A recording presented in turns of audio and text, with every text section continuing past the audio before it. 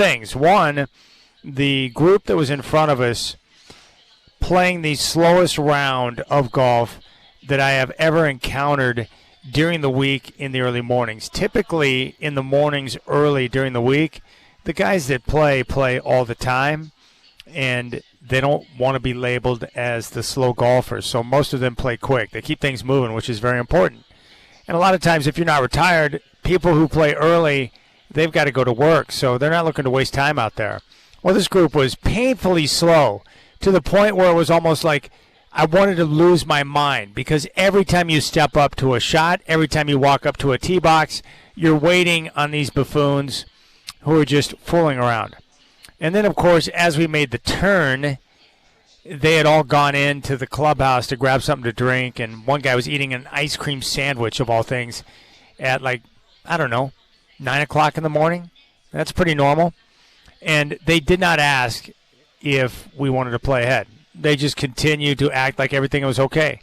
Well, what happened is that as I was waiting for one of my shots, I looked at my phone, which had gone nuclear, and I realized the Trailblazers had hired their next head coach, Micah Nori.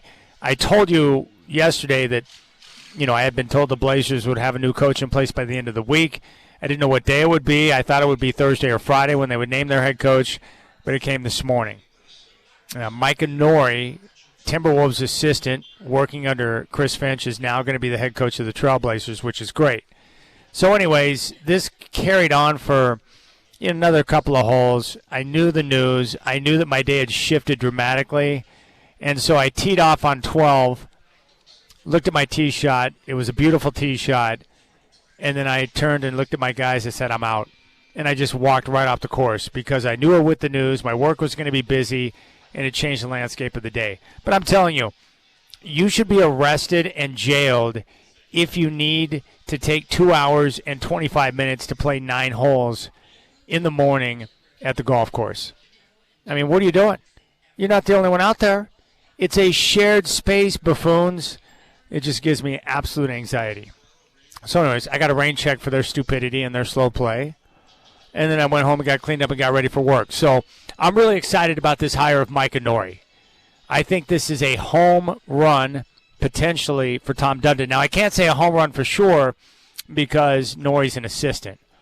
And you just don't know. There's a bit of an unknown when it comes to hiring an assistant because you don't know how it's going to translate and how they're going to be able to handle the job. Now, I have talked to a couple of individuals very close, and I mean real close, to the hire of Nori.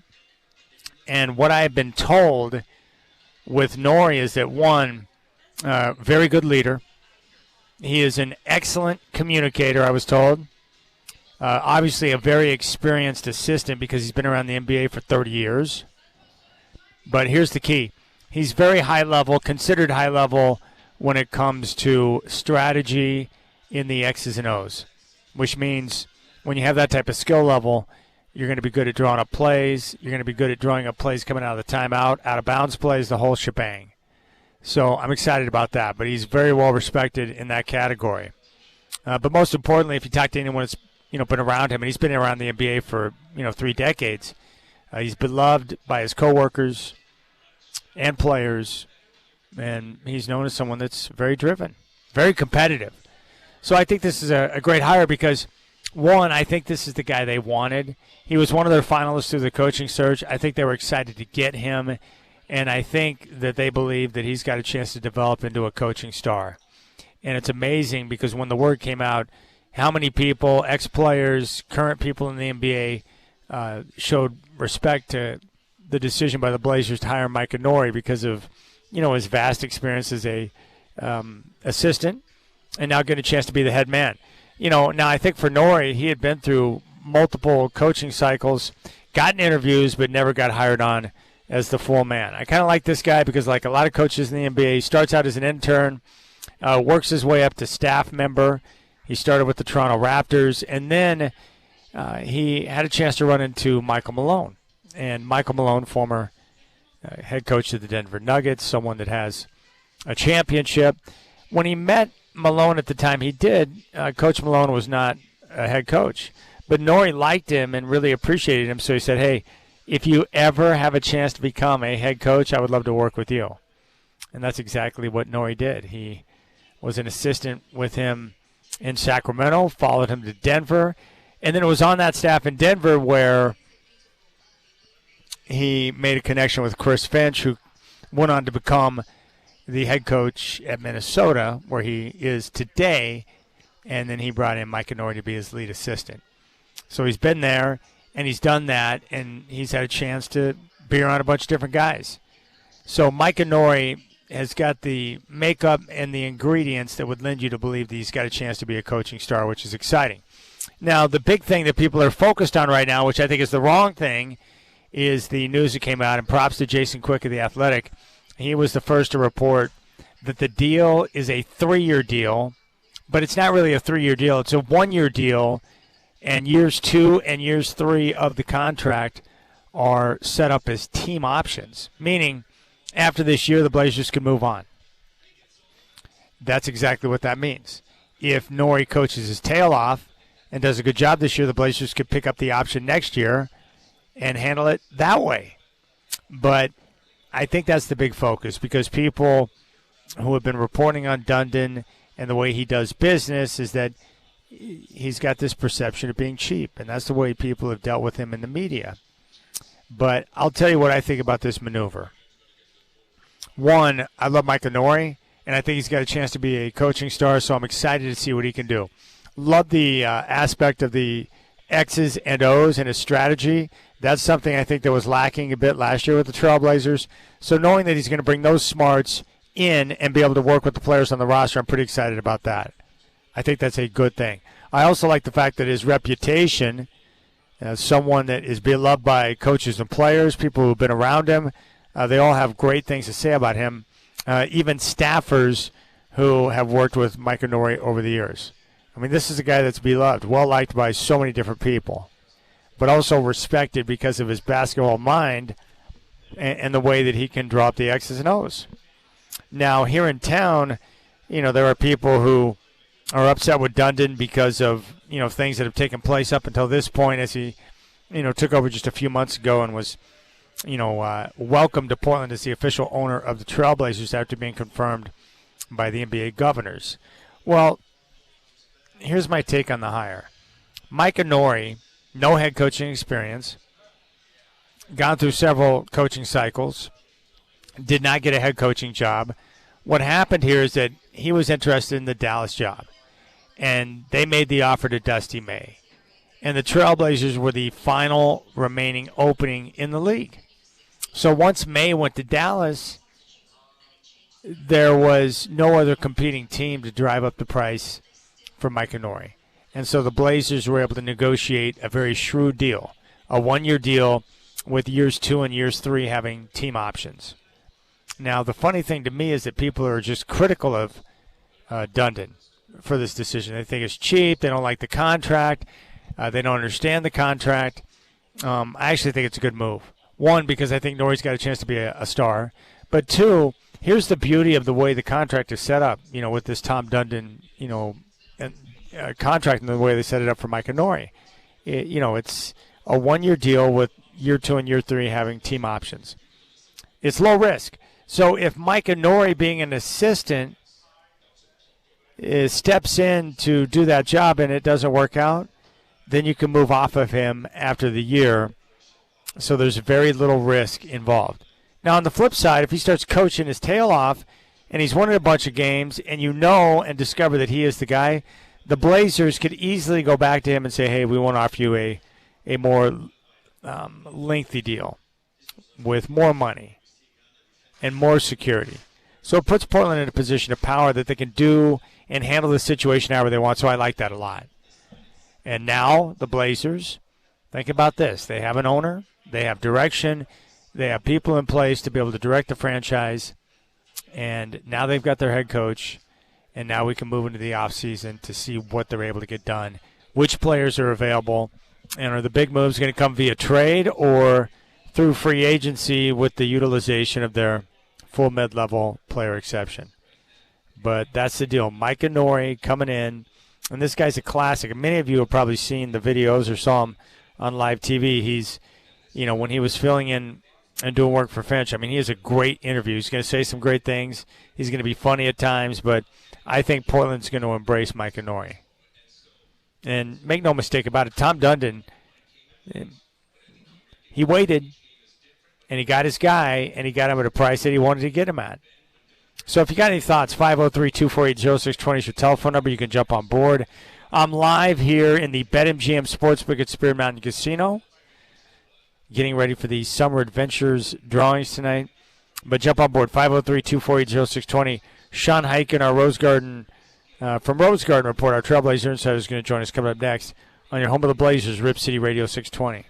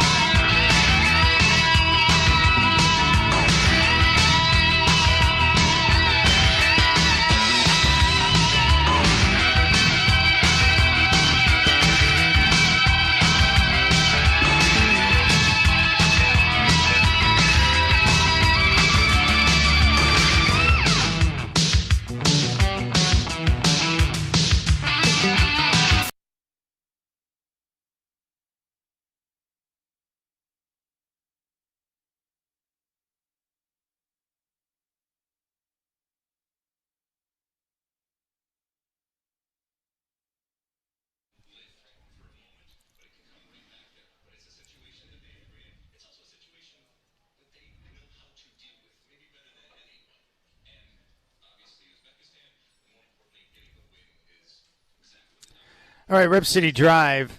The Trailblazers have hired their next head coach, Micah Nori, who had been an assistant with the Minnesota Timberwolves, working under Chris Finch as his lead assistant. He's been in the NBA for roughly 30 years. Spent a lot of time working with Michael Malone, both in Sacramento and Denver. And now the coaching search is over. They have their guy, Micah Nori, comes in and joining us now to discuss. He's our Trailblazer insider from Rose Garden Report, Sean Highkin. You can follow him on social at Highkin. He is with me right now. And Sean, I don't think this is too much of a surprise after we knew that the Dallas job was filled by Dusty May, but your reaction to seeing the news that Micah Nori was named as Trailblazers head coach. Well, given what we knew about who the finalists were, that originally the three finalists were Tiago Splitter, Tyler Lashbrook, and Micah Nori. Once Tiago left and took the Bulls job, I think it's pretty much a no-brainer, out of the two that were left, which one would be the more, if you're looking for, an experienced coach, even though Micah Nori hasn't been a head coach before, who has more experience as a high-leverage assistant and coaching in playoff series and stuff like that, and also has just been around for a long time and has, been kind of on the periphery of getting one of these head coaching opportunities for a long time and hasn't actually ever gotten the shot. I think this is about the best case scenario as far as what, especially given a lot of the stuff you've heard about, like the way the coaching search played out and, the amount of money that, the owner may or may not have been willing to spend on it. Like, I think getting somebody like Micah Nori, I think this is about the best case scenario for how it could have turned out. Sean Highkin, Rose Garden Report, with us here on the Rip City Drive. Now, Jason Quick is reporting that the length of the contract is 1 year, with a second and a third year both being team options. Now, Sean, in my lifetime, watching the NBA, covering the NBA, a unique contract to say the least. I haven't seen too many like this. Are you familiar with any one-year deals? Not for a coach that you're expecting to be a long-term coach, which I'm not saying that the Blazers aren't expecting Micah Nori to be the long-term coach, but it's certainly an unusual deal. That's, I guess, the way to put it. But it could work out well for Portland, at least from the team perspective, right? Because if you're hiring an assistant, I guess there's always a little bit of a what if when it comes to an assistant because you don't know what to expect. But if he coaches well, you could pick up the option. You could negotiate a long-term deal for Nori. But if it doesn't work out, then obviously it's a deal that would be very easy to move off from. Well, it's easy to move off of coaching contracts anyway. You got to pay them, but that doesn't really matter to fans. That only really matters to the owner. And, I feel like most of these owners can afford to pay a coach if they fire him without, with years left in their contract. That's kind of standard practice. I mean, it's sort of, I guess, from the sense of like just giving Tom Dundon a lot of flexibility for his bottom line, I guess this is a good deal from the team perspective. I don't know if this is necessarily a great way to do business, but it's certainly, it could be beneficial for the team just from an accounting standpoint, I guess, if you want to look at it like that. All right, Sean, as I was making some calls and talking to a few different people today, what I've been able to uncover about Nori in terms of what people like, considered to be a good leader. Obviously has a lot of experience, 3 decades in the NBA in different capacities, mostly as an assistant, but also considered very high level when it comes to strategy, being able to work with the X's and O's. Obviously, well liked by many that he's been around. What are some of the things you've heard about Nori in terms of what he's going to bring to the franchise? A lot of the same stuff that as you, he's very, he's been around a long time. He worked with Michael Malone. He also has worked with Chris Finch for a long time. There's a reason that Chris Finch, immediately when he took over at, mid-season with the Timberwolves in 2021, that was the guy that he wanted to bring over, and he did. And you saw it in, I think the thing you want to point to if you want to see maybe what they could be in store for is, the 2024 playoffs, where this is a year when Chris Finch in the middle of one of the games in their first round series against Phoenix, Mike Conley ran into Chris Finch on the sideline, and Chris Finch had a pretty serious knee injury. I think it was a torn patellar tendon, and he had to have surgery, and he basically couldn't coach the rest of the playoffs. And so Micah Nori stepped in as the acting head coach for the Timberwolves in that playoff run, and he got them to the Western Conference Finals that year. So, I say, you look at that, and he's a little bit of a different personality from Chris Finch, but he's he's very well liked. It seemed like the Timberwolves players responded to him well. It seemed like everybody really likes playing for him. You look at some of the player development stuff that's happened in Minnesota since he's been there, not just Anthony Edwards, but, a guy like Jaden McDaniels, a guy like Naz Reid. He's gotten a lot of credit for that kind of stuff. It seems like all the indicators are pretty positive. And, the fact that, even though he hasn't gotten any of these jobs that he's been in the running for, he's consistently been in the running for these jobs. He's somebody that teams still, when they have coaching openings, want to talk to, and, it's just one of those things where, like, for whatever reason, a guy has just never gotten his shot, and now it seems like this is this is going to be his shot, and the Blazers, I think, might have gotten a really good coach here. Do you think there's any advantage to getting Nori on today before the draft, and then especially leading into the start of the new league year when they get into free agency?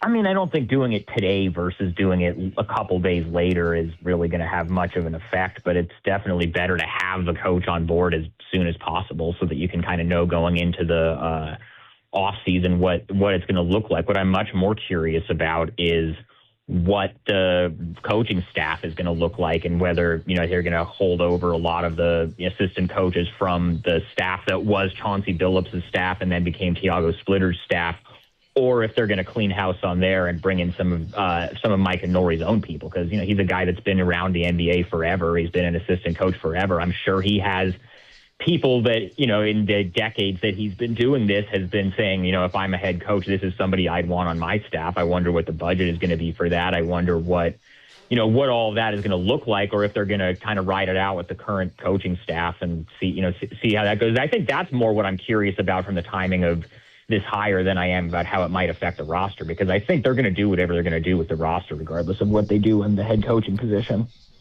Okay, I think this is something good to focus on for just a moment, because I've gotten a lot of questions from Blazer fans. So when a team hires a head coach and then that coach brings in their assistant staff, if the head coach is no longer there, it's the team's choice if they want to retain the assistants or not who are still under contract, right? I mean, it depends on the contract. I think, most assistant coaches, to my understanding, have team options that may or may not be picked up. I don't know the exact contract statuses of every Blazers assistant coach, but, they usually like to time those up with the head coach. But, over the past couple of years, they've, made changes on the coaching staff under Chauncey Billups. Obviously, this was before everything went down with Chauncey, but the last couple of off seasons, they made pretty significant changes. They let go of Scott Brooks, they let go of Rodney Billups, and then guys also leave to take other jobs. Patrick St. Andrews, who was one of Chauncey and then Tiago's big most important assistants last season, left to go back to Milwaukee to reunite with Taylor Jenkins, who he was with in Memphis. So there's already been a little bit of turnover.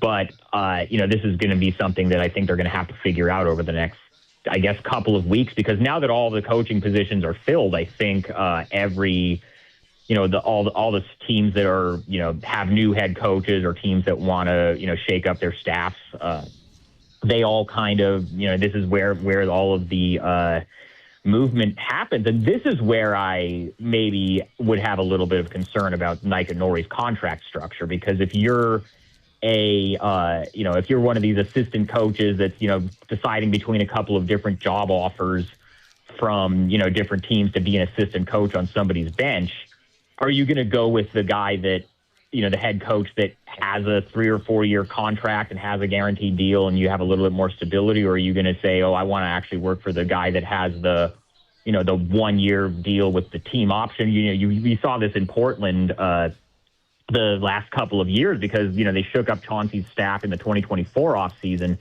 He was on, he was going into kind of the lame duck year at that point. Everybody thought he was going to be fired after that following season. And that affected the level of assistance that he could get in terms of, that when they were considering that versus other options. And then last summer, when Chauncey had his extension, then at that point they were able to say, okay, now we can go out and we can get Tiago Splitter, we can go out and get Patrick St. Andrews, we can go out and get some of these other assistants who might have been a little bit more in demand by other teams, and we have the ability to do that because it's a much more attractive job. So I'm going to be curious to see how all that plays out over the next month or so. Yeah, I understand what you're saying. That makes sense. I mean, Nori is well connected and has good relationships around the league. So him finding guys that would want to work with him shouldn't be a difficult situation. But like you said, if he wants an assistant that's also getting an offer from another team, that assistant is probably going to choose the coach that's under contract for an extended period of time just because of the security. And, of course, that's the brutal nature of being an assistant in the NBA, isn't it? Because – you just don't know what the future is going to hold, and you're looking for those opportunities where you're at least going to be locked in for 2 to 3 years, especially for those assistants that have families. Yeah, absolutely. And, I mean, I know this is kind of the nature of the business, and there's always so much turnover with these coaching jobs, especially when you get below the head coaching level, and it's a lot of assistants. There's so much turnover year to year with those positions. But if you have the choice between one, situation that has a little bit more stability and one that has a little bit less stability, you're probably, and this is in any line of work. If you have the opportunity to work for a couple of different companies, one of them is giving you a little bit more stability, I think you might choose that one. So that's going to be an interesting thing to watch play out is, how the rest of the staff gets filled out. All right. So if I would have told you before the coaching search began that the Blazers we're going to end up with Micah Nori, what would your response have been? I would have said that that's a very good hire. That's a very credible hire. That's a very viable hire. That's somebody that has been in the mix for a lot of head coaching jobs over the last couple of years. I know he interviewed for the Lakers job a couple of years ago before they hired J.J. Redick, and this was coming off of that Western Conference Finals run that he was the Timberwolves acting head coach. And, he's interviewed for other jobs. He was a finalist even in this cycle, he was a finalist for the Bulls job that ended up going to Thiago. He was a finalist for the Mavericks job that just went to Dusty May yesterday. And no, I mean, if in a vacuum, putting aside the contract stuff and the ownership stuff and whatever else, if you just told me in a vacuum, the Blazers have a head coaching opening and they went with Micah Nori, I would say that's a really good hire. That's a good choice. No, that makes a lot of sense. We're talking to Sean Heiken, our Trailblazer insider. So what is the downside? So Tom Dundon gets a deal that's good for the team, but league-wide, what's the downside to signing a one-year deal with 2 years that have team options? Well, I mean, this was kind of the plan the whole time. He waited at, there were, 5-6 head coaching openings this cycle. The Blazers waited out all of the rest of them to be filled, and now you've got a guy like have a guy like Micah Nori who came in second or third in a couple of these other openings. I know Chicago and Dallas were the other two he was really in the mix for as a finalist.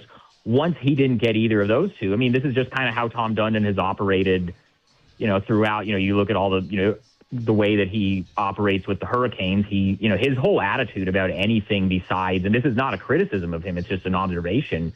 And he's said this on the record many times. His attitude is, that players, like the best players in basketball and in hockey or whatever sport, are worth whatever money that they have to be paid. And for anything else, he has a number in his head that he thinks is what the certain position, head coach, general manager, whatever other team employee is worth. And if you don't want to take the job at his number, he'll find somebody else who will take the job at his number. So it was just a matter of, if Micah Nori was somebody that they identified, once he doesn't get the other jobs that are open, they can go to him and offer him the job on the terms that Tom Dundon wants to offer it to him and say, hey, your options are you take this deal or you don't get a job this cycle and you have to hope that you're going to get a job in the next cycle. And if you're Micah Nori, he's in his mid-50s. He's been doing this for a long time. He's been passed over for a lot of head coaching jobs. He's not really in a position to be picky about, the contract details or the situation or whatever else. If he wants to be a head coach, this is now the only option that he has. So, from that standpoint, you can say it's good negotiating by Tom Dundon. I would say that in the NBA, which is a people business, I don't know if it's necessarily the best strategy when it comes to people wanting to work for you long term or what your reputation is going to be. Or as I was saying earlier, do you want the best assistants to want to come work for you, or do you want them to look at your situation compared to other situations and say, maybe this isn't the most stable situation? So there are definitely drawbacks to it, but it definitely, and from the standpoint of, what Tom Dundon's goal was going into this coaching search, he got it. I think what I think is going to be a very good coach for probably a lot less money than maybe it would have been otherwise if he had other offers. All right, final question. How bizarre is it to have a draft night and the Trailblazers not involved on any level because they have no picks? It's a little different.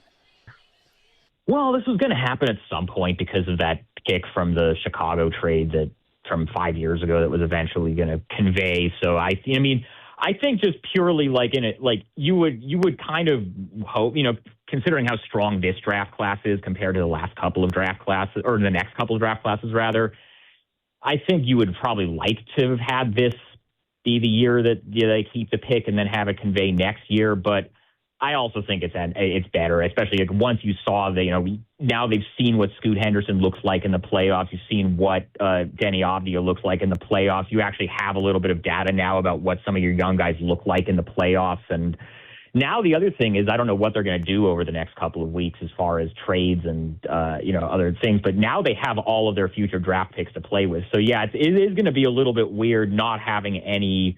To be honest with you, I've been totally checked out of the draft process this year because the Blazers weren't going to have a pick. I literally have no real opinions about any of the guys. If the Blazers had a certain pick, I would be, looking at guys in different range. They'd be bringing guys in for workouts. I'd be doing my research. I just completely checked out of that process this year. So it's been a little bit different for me too. All right, you got to check him out. Go to rosegardenreport.com. He is all over this. Our Trailblazer insider, Sean Highkin. He's also going to be in studio with me on the Rip City Drive on Thursday. And we're going to have a press conference here before the end of the week, so it's going to be either Thursday or Friday. So hopefully, Sean and I are hoping that the press conference will come sometime earlier on Thursday, and then he and I can have conversation about it on Thursday. But, Sean, I appreciate your time, and this is you've been talking about this for a couple of months. It's going to be a very interesting offseason, and another piece to the puzzle has been added today, and now we move on to see what they're able to do with the roster. Yeah, it's going to be really interesting the next week or so. All right, Sean, I appreciate you. Sean Highkin, Rose Garden Report. Be sure to check him out. Just go to rosegardenreport.com. Your telephone number is 503-248-0620, 503-248-0620. Someone that I know and respect a great deal who covers the league says, I like the Nori hire as well, but you're wrong about the assistants. That's going to be a real challenge. Yeah, it's possible. Sean brought up a good point that this late in the game, when all the other head coaching hires have been made and the assistants or potential pool has been gobbled up, that's going to make it harder because there are less guys to choose from. I just know that for Nori being so well-liked and having the connections that he does, that I guess what I'm trying to say is that I think that Nori can still find guys that want to work with him as assistants, even though his contract situation is a little bit different than the rest. But as Sean mentioned, we still got to find out the details on the assistant staff that was here last year. Which of those guys are retained? Which of those guys are coming back? We'll find more details over the next couple of days, and especially when that press conference happens. I think Nori, based on what I heard, is going to be introduced as head coach either Thursday or Friday. But Sean Highkin is going to join me in studio on Thursday, and then Jason Quick of The Athletic will join me on the Rip City Drive at 5:20 on Thursday as well. So we'll continue to break this down, and we'll have everything covered for you. But I appreciate you. 503-248-0620 is your telephone number. You can fire away with your calls, and we'll get to those when we come back on the Rip City Drive.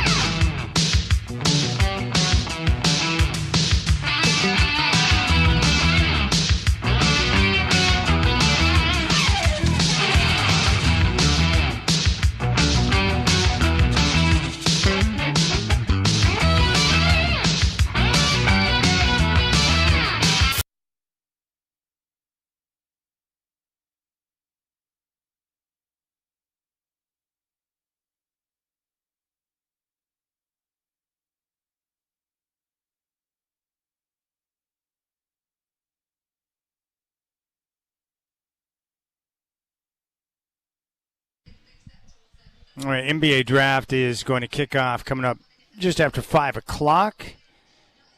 The first round of the 2026 NBA draft. The coverage is going to be on ESPN and ABC. But the Blazers tonight, no draft picks, not in the first or second round. But the good news is they have all of their picks that they can utilize from 2027 up to 2033. So that pick conveying to Chicago frees things up for them, and now they have complete flexibility to get deals done. And that's really what the next step is now that they've named their head coach in Micah Nori.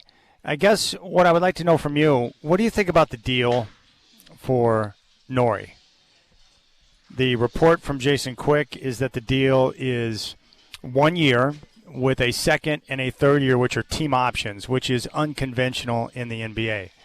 So I guess what happened here is that Nori, he was a candidate for the Dallas Mavericks job. He did not get that job. And then once that was filled by Dusty May, the Trailblazers were the only remaining opening. And what happened then at that point is that the Blazers had all the leverage. Nori has been a candidate for multiple jobs over multiple cycles and has not been hired yet. And so for Nori, who is, I think, like 51 years of age now, he's sitting there and thinking, okay, I've been an assistant for a long period of time. If I pass on this opportunity in Portland, I may never get another look like this to become a head coach. And so the Blazers are able to come to him and offer a deal that is more team-friendly than it is Micah Nori-friendly. And so if you're Tom Dundon, you got to love the deal you got done. I mean, think about the contract from the team's perspective for a moment. You're hiring an assistant. Anytime you do that, there's a bit of an unknown. You just don't really know how it's going to work out. So it's a little bit dicey. If it doesn't work out, he's not the guy, and that proves to be the case, then you can let him go. If he turns out to be the guy and he overperforms and he's done a heck of a job, you could easily negotiate a more conventional contract and get an extension done for him. Or you can simply pick up the option going into next year and then continue to work on the negotiation. So it puts the Trailblazers in a position to where there's low risk and it gives them the flexibility to negotiate moving forward based on how well Micah Nori performs. Now, guys like Nori, I'm always excited about, and it could be an athlete, it can be a coach. I just like seeing guys who grind, put in the time, have a good reputation, do a lot of good work, and then finally get the opportunity.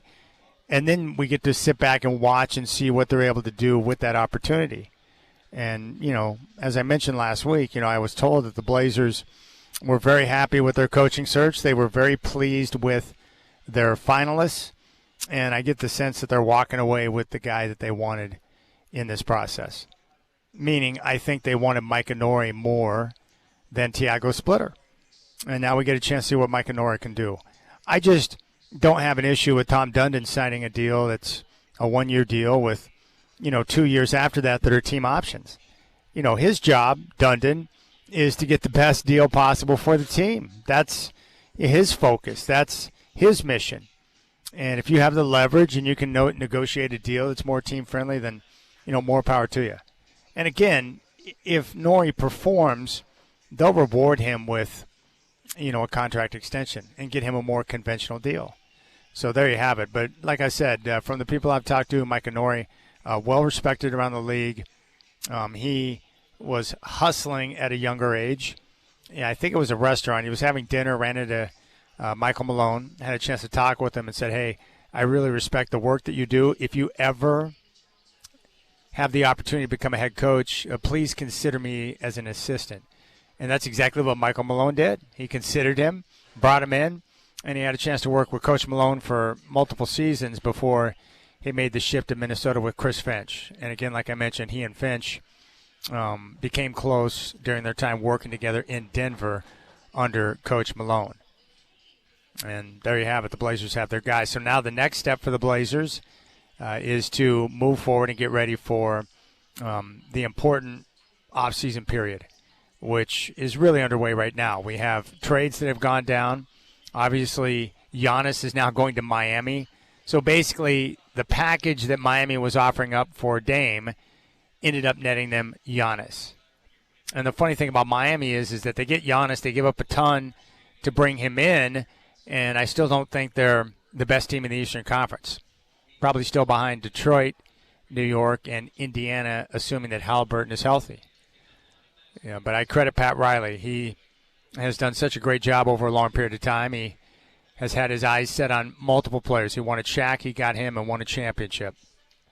He wanted LeBron, he got him and Bosh, won a couple of championships. Went after Jimmy Butler and came close to winning a championship. So Pat Riley, even as he gets older, he continues to get the job done.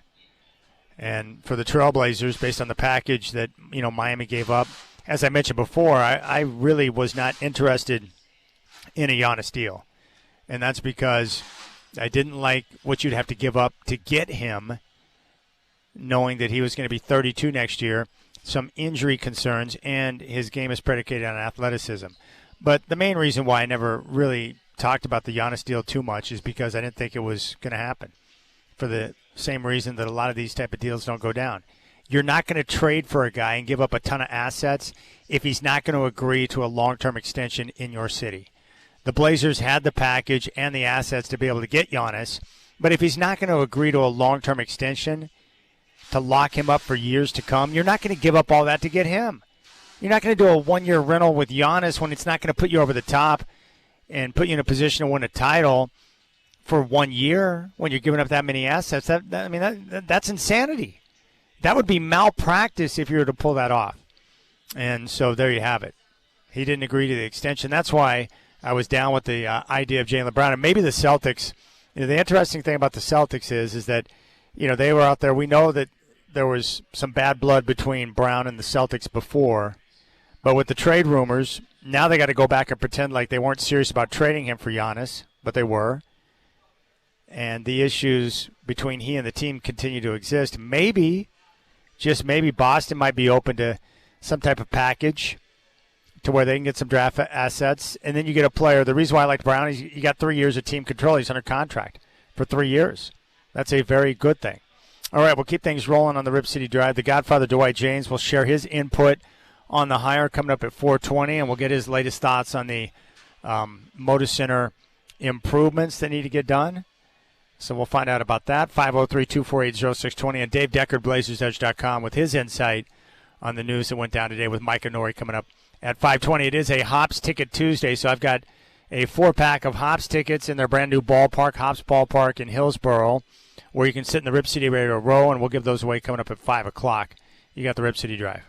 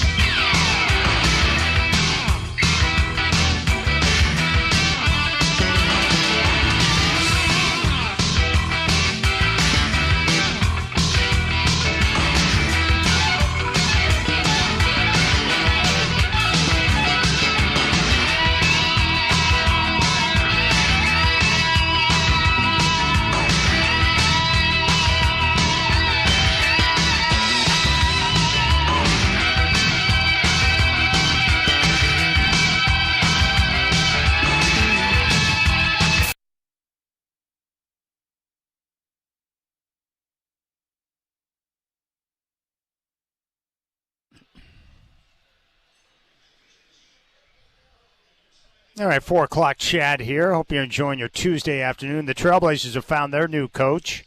Timberwolves assistant Micah Nori, who was one of their finalists, has agreed to terms with the team. According to Jason Quick of The Athletic, the deal is for 1 year, with year 2 and year 3 set up as team options. With Nori coming to Portland, there are no more coaching vacancies in the NBA. The NBA draft is going to kick off tonight, round 1 at 5 o'clock. You can watch coverage on ABC and ESPN. The Trailblazers do not have a first or second round pick in this year's draft. From the NFL, the Falcons have agreed to a deal with tight end Kyle Pitts, 3 years, $54 million, and the league has nixed the 2026 supplemental draft, which means that former Texas Tech quarterback Brendan Sorsby is without a destination, either college or the NFL.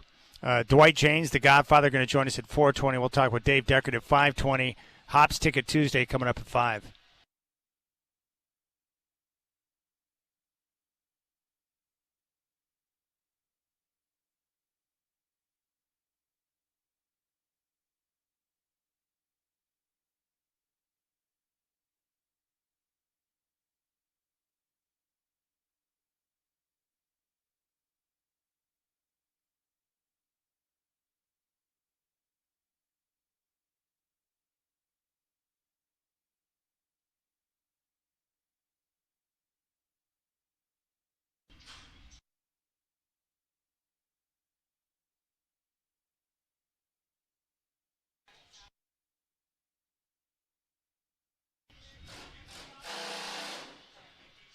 All right, you got to love Boz Scaggs, legend, and I think he's going to be coming to Portland.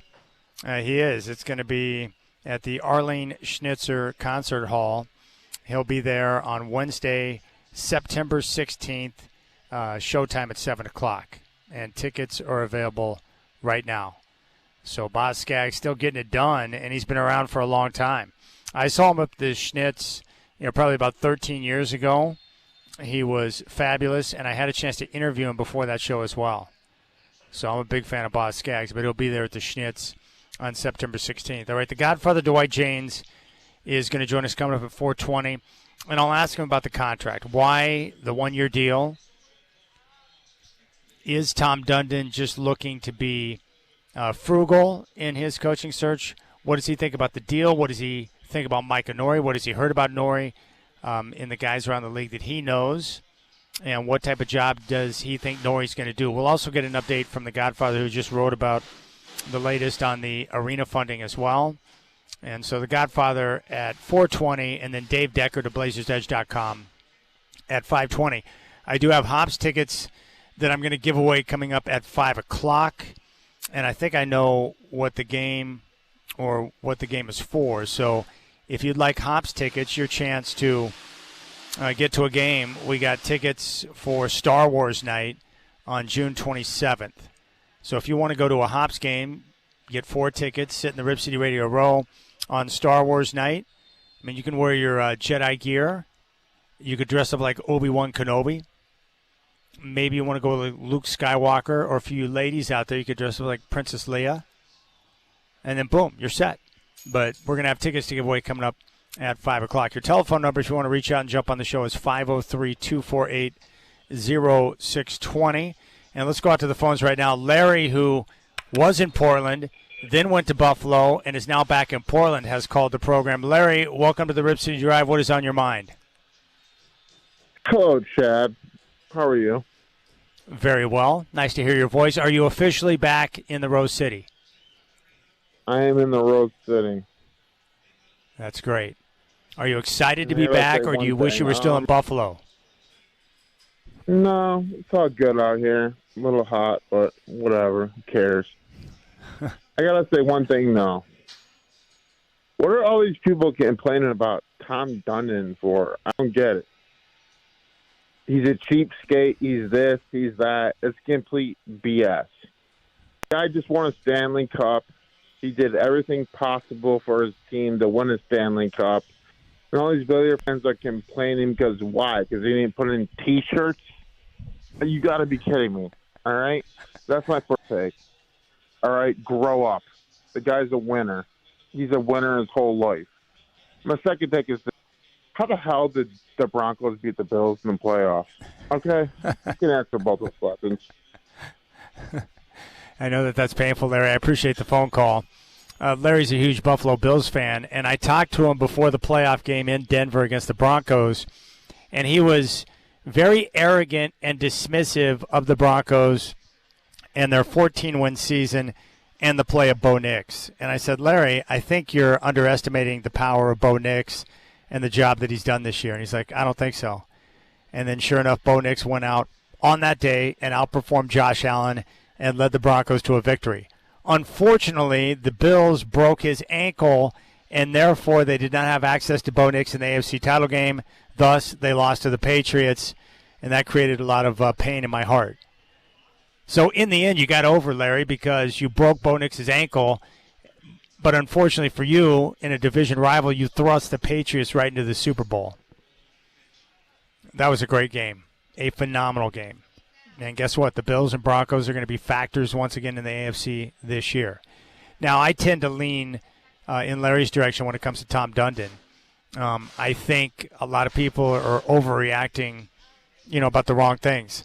He made a couple of missteps early, with the coaching search. From what I've been told from people that understand how the league works is that apparently he violated the unwritten rules, meaning he made phone calls to potential coaches when he was doing a coaching search before the end of the season.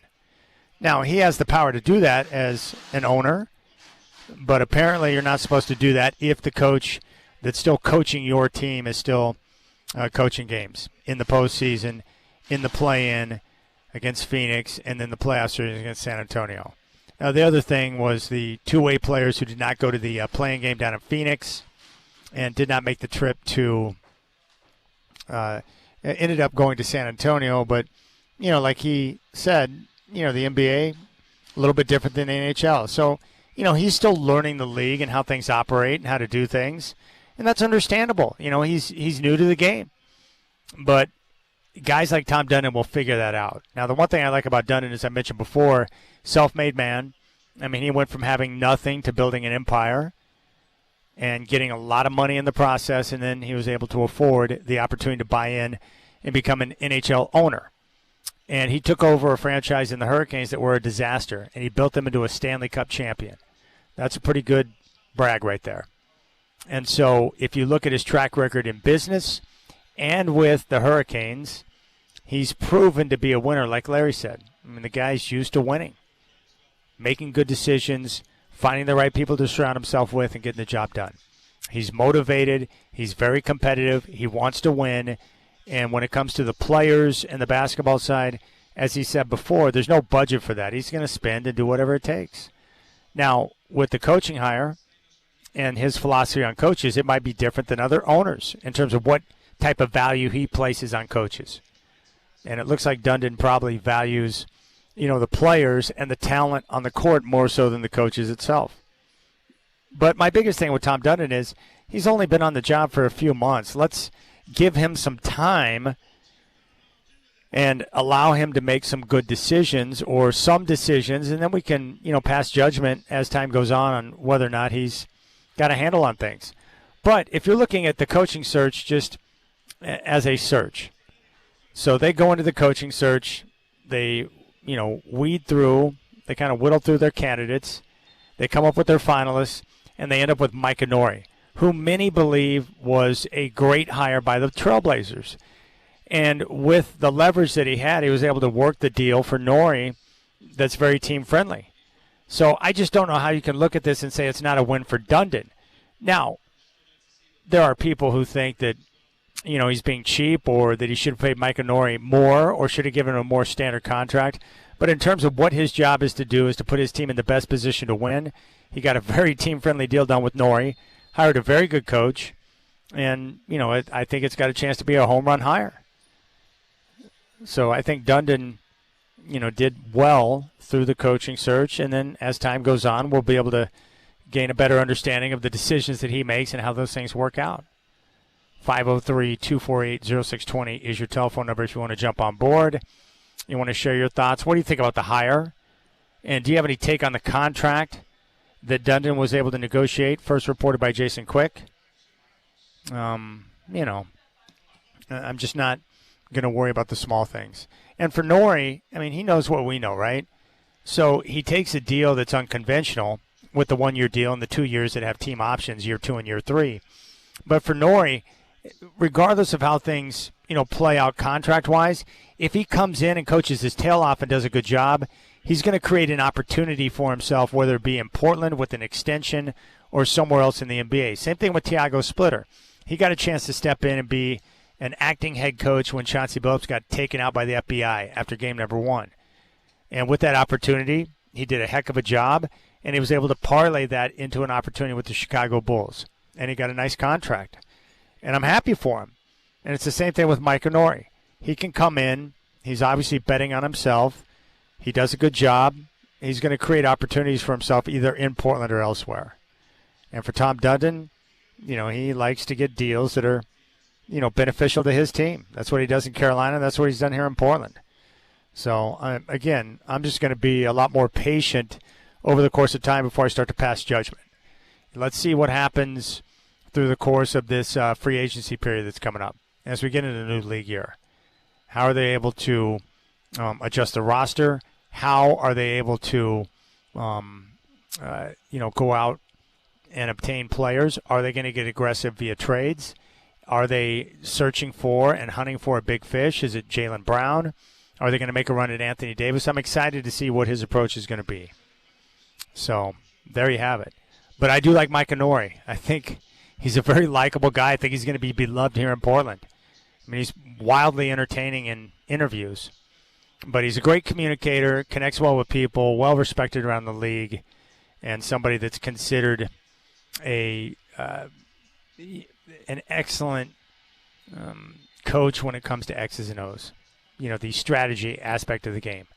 And I know there were fans who were complaining about Thiago Splitter with certain situations or out-of-bounds, plays coming out of timeouts, those type of things. But, the deal itself, very team-friendly. And that's Tom Dundon's job, is to get deals done that are beneficial to the team. All right, you can jump on board 503-248-0620. We'll come back and we'll have a conversation with the Godfather, Dwight Jaynes, and we'll get his take on matters. We'll see what he thinks about the hire. We'll get his take, the latest he knows about the work that's being done in the city council to get a deal done so they can get the arena improvements. You got the Rip City Drive with Chad doing on your home of the Blazers, Rip City Radio 620.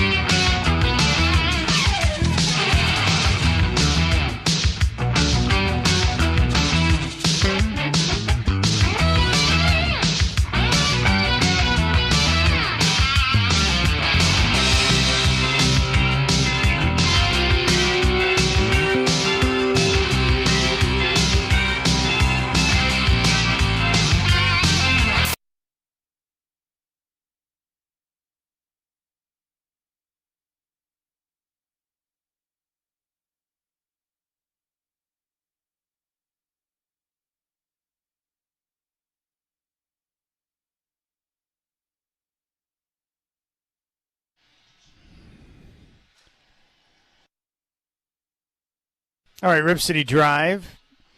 We're going to get the Godfather Dwight James here in a couple of minutes. Your telephone number to jump on board, I'd love to hear your thoughts, 503-248-0620. Let's go out and we'll talk to Shannon. Shannon, welcome to the Rip City Drive. You're up. Fire away. What's on your mind? Yes, Chad. Yes, I heard you a week ago today bringing up Micah Nori about that. You said he's coached an all-star in Minnesota. Yes, I am so glad that we got him. I've talked to more people that I know, and they're like me. They're really glad, and I think it's good because we have a few all-star players in the Blazers, so let's see what he can do. Come on, Mike Nori, go Blazers. Yeah, you got it, Shannon. I appreciate it. Yeah, we're excited. And I think Micah Nori will be embraced by the fan base. He'll be well-liked. Yeah. I like his personality. I like the way he handles himself. And, more importantly, this is a great opportunity for him, so we'll get a chance to see what he can do as a head coach. And, it's got to be exciting for guys like Micah Nori who have been an assistant and been in the league for a long time. And during that course of time, you learn. You're learning from great head coaches, in his case, like, people like Chris Finch or Michael Malone, and, you're thinking about how you would handle things if you were the guy, how you do this, how you do that. Now he's going to get a chance to do that and showcase what he can do, and I'm excited about that, especially because of his reputation around the league. Well-liked. He's got a lot of relationships and considered, someone to be a good leader and also someone that's very sharp when it comes to the X's and O's and the strategy aspect of the game, which is cool. All right, appreciate your time, Shannon. Let's go and welcome in the Godfather Dwight James. You can check him out on his Substack, which is terrific. Godfather, good afternoon, my friend. Hello, Chad. It's so nice to be with you again. I know. It's so great to talk with you. I don't think this surprised you at all. Once we knew that the Dallas Mavericks had filled their opening with Dusty May from Michigan, that pretty much cleared the pathway for Micah Nori. So what was your reaction when you got the news that he was the head coach? Not surprised. In fact, as soon as I saw that Dusty May was going to Dallas, I sent out a tweet saying, "Hello, Micah Nori," and that was seemingly the way it was going to go all the way along. And the Blazers were the last to fill their head coaching vacancy. And actually, I would say Nori was if they were going to hire an assistant coach, he would have been my choice all along. I think he has not only a lot of experience, Chad, but he's worked with some really good ones. He's been around long enough to have worked with George Karl. He's worked with Malone, and guys, I think Chris Finch, very good coach. And I like the guys with the varied background. I sometimes shy away from the guy who's worked with only one head coach because it seems like you're getting a clone then. And I don't think you want a clone. You want somebody versatile enough to be able to handle whatever kind of players come his way, because, you don't go in immediately install your system. You take a look at what you have and install a system that caters to the players that you have and their talents. Well, that's a good point. And don't you think he has more of a traditional pathway to becoming a head coach? I remember when I was growing up, a lot of guys would work, as you mentioned, with many different head coaches. They would spend time in the CBA. They were all around before they finally got an opportunity to be a head man in the NBA. And, I think you're right. I think that pathway could help. What are some of the things you've heard about Nori from guys around the league in terms of what they think about him and what he might be as a head coach? Well, he seems very well liked. He's got a good sense of humor, a good personality. You talked about his background, Chad, and you talk about a varied background. This guy was not a college basketball star. He was actually a very, very good baseball player. He was captain of his team in baseball, went on to become an assistant coach at, I think, Indiana. I think that's what it was, in baseball. Then went to another school as a hitting coach in baseball. His son is one of the most highly regarded prospects in baseball, played for Italy in the World Baseball Classic. He is a really good outfielder. And That's different, and I like that too. You used to get those high school coaches who'd been an assistant football coach, assistant baseball coach, and now they're a head basketball coach. I think you learn from the other sports. You get in touch with different sorts of athletes, different sorts of routines, all those things, and I think it makes you a better coach. And I feel the same way about athletes. I think playing football helps you as a basketball or baseball player. Playing hockey helps you. All of those sports help you in developing the kind of work ethic that you might need in your chosen sport. And so, I'm pleased to see his background. It's varied. It's long, lengthy. He's paid his dues. And I think that's probably why he accepted an offer that, let's face it, is – could I say different? It is a different contract, 1-year contract, and he's got the next 2 years of this deal at the team's option. So that's a lot different. And the only guy that accepts that is a guy who's been an assistant a long time and is not going to pass up a chance to show what he can do as a head coach. You have to have confidence to take that offer. And I think he does. And I also think confidence is a huge part of being a good coach. We're talking to the Godfather, Dwight Jaynes. All right, that's the main focus from the majority of Trailblazer fans I've heard from is the contract. First reported by Jason Quick of The Athletic that it's a 1-year deal, Godfather. I still haven't seen a dollar amount, and maybe we won't. But the second and third years are team options. I've never seen a contract like that. What's your reaction to the contract signed by Nori? Well, I've never seen it in the NBA. I did some thinking about it and actually looked a few things up. There was one very famous one in baseball. I don't know if this is before your time, Chad, but Walter Alston was the manager of the Dodgers for 2 decades. Great manager. They won pennants. He was terrific with the Dodgers. He signed 20 separate 1-year contracts. He wanted to go year to year. Hey, if you don't like me, if I don't like you, we can cut it off right there.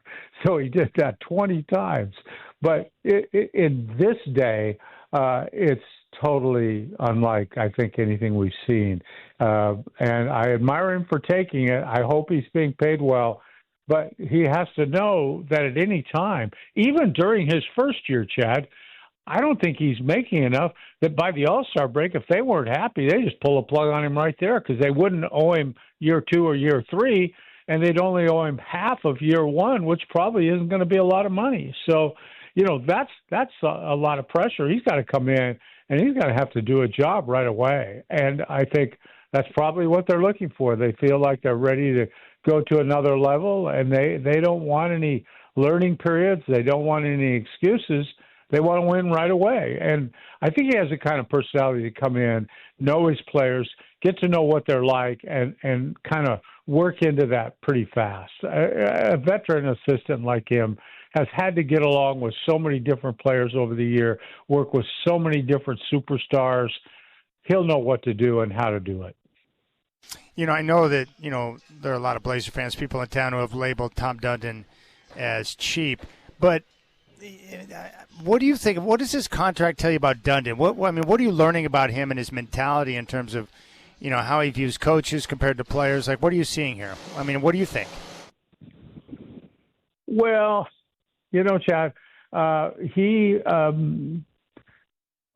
think when he sees the opportunity to squeeze on the money, he's going to do it without compassion. He's going to get the best deal on his side that he can get, and regardless of how it might affect anybody else. And that's how he's gotten rich in whatever field he's been in, I'm sure. So I think that's the way you have to approach it, and that's the way you got to think about it. He drives a hard bargain. That's an old saying, but in this case, I think it's true. He drives a hard bargain. Well, and I guess under these circumstances, right, once the Dallas position was filled and Portland became the only remaining job, the leverage obviously was squarely in Dundon's corner. So when he's in those situations where he's got the leverage, he's going to use that to his advantage. Absolutely. And you're absolutely right, too. Micah Nori had, if he wanted to be a head coach, this was it. And in his position, having been an assistant so long, This guy didn't want to wake up tomorrow morning or 20 years from now and say, did I just pass up a chance to be a head coach? And now I've been an assistant for decades longer. What kind of an idiot was I? He has enough confidence to say, just give me the job. I'll show you what I can do. And you got to appreciate that. Yeah, and he knows what we know, right? If he goes out, this is going to work well for him, because if he goes out and coaches well, then the Blazers will eventually probably give him a more conventional contract and he'll get paid. Or he can showcase what he can do and he'll get an opportunity like Tiago Splitter from another team. So it's a win-win. And if it doesn't work out, then that's okay. He's a proven assistant. He can go get a job working for another coach that he knows. Yeah, for sure. That's a great point. And really, Chad, it's only 3 years. If he comes here and does really well, if he still harbors hard feelings about the contract, see you later, boys. I'm going to go coach the Lakers now. He'll have that opportunity. And that's what you have to be careful when you give a guy a contract like that. When the contract's up, he doesn't have to sign a new one with you. You lose your option then, and now all the options are his. He'd be a free agent coach. So, that's why what you said is probably correct. If he does well, they'll redo that contract before it ends. Yes. Unless he says, no, I don't think I'll do that right now. He could play it out if he wants to, I think. So it's going to be interesting to see how it works out. I do think they probably hired the right guy if they were going to hire an assistant. He's probably the best assistant coach available. I'm not sure they were ever really interested in the veteran head coaches that were going to come in and want $10, $12 million. Yeah. It's the Godfather, Dwight James, here on the Rip City Drive. The other question I have is, do you think the Blazers are going to retain some of their assistants? And if they don't, how difficult this late in the game would it be for Nori to be able to attract guys he may want to work with and bring in his assistants this late in the game, and also when there are less candidates available, but also with his contract situation? Is that going to make it more difficult to find potential guys to work with him? Yeah, it might, and the problem for the assistant coaches is, there's like 9 months from now to when the season ends, something like that. Yeah. If Nori isn't back, the assistants probably aren't either.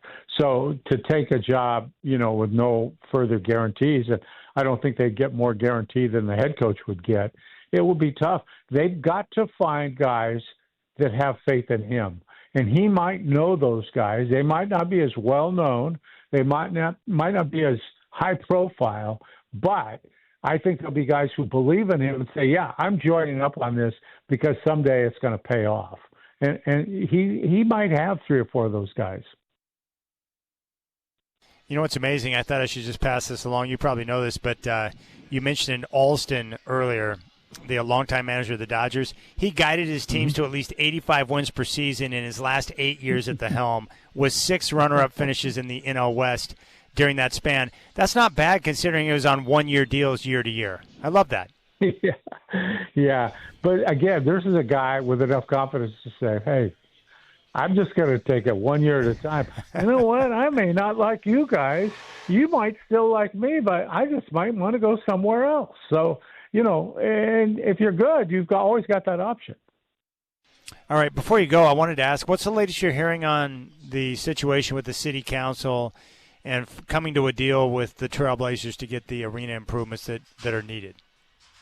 Okay, what I'm hearing, Chad, is and I think I have a pretty good source, not necessarily in the city council, but close to the city council. Here's what I've heard. There is a deal in place, but it hasn't been signed. The negotiation part of this, I believe, is done. The part that's left is selling it to those city councilors' constituents, going out and trying to justify the money that might be going elsewhere that they're going to be spending on this. And my thought is, I do believe they will sign it. It's going to get done simply because of the financial aspect of it. And people probably haven't gone this far with it. They now own that building, okay? Right now, they can get all those improvements, renovations done, but they're not paying as much on it as the state is paying, or maybe even the county.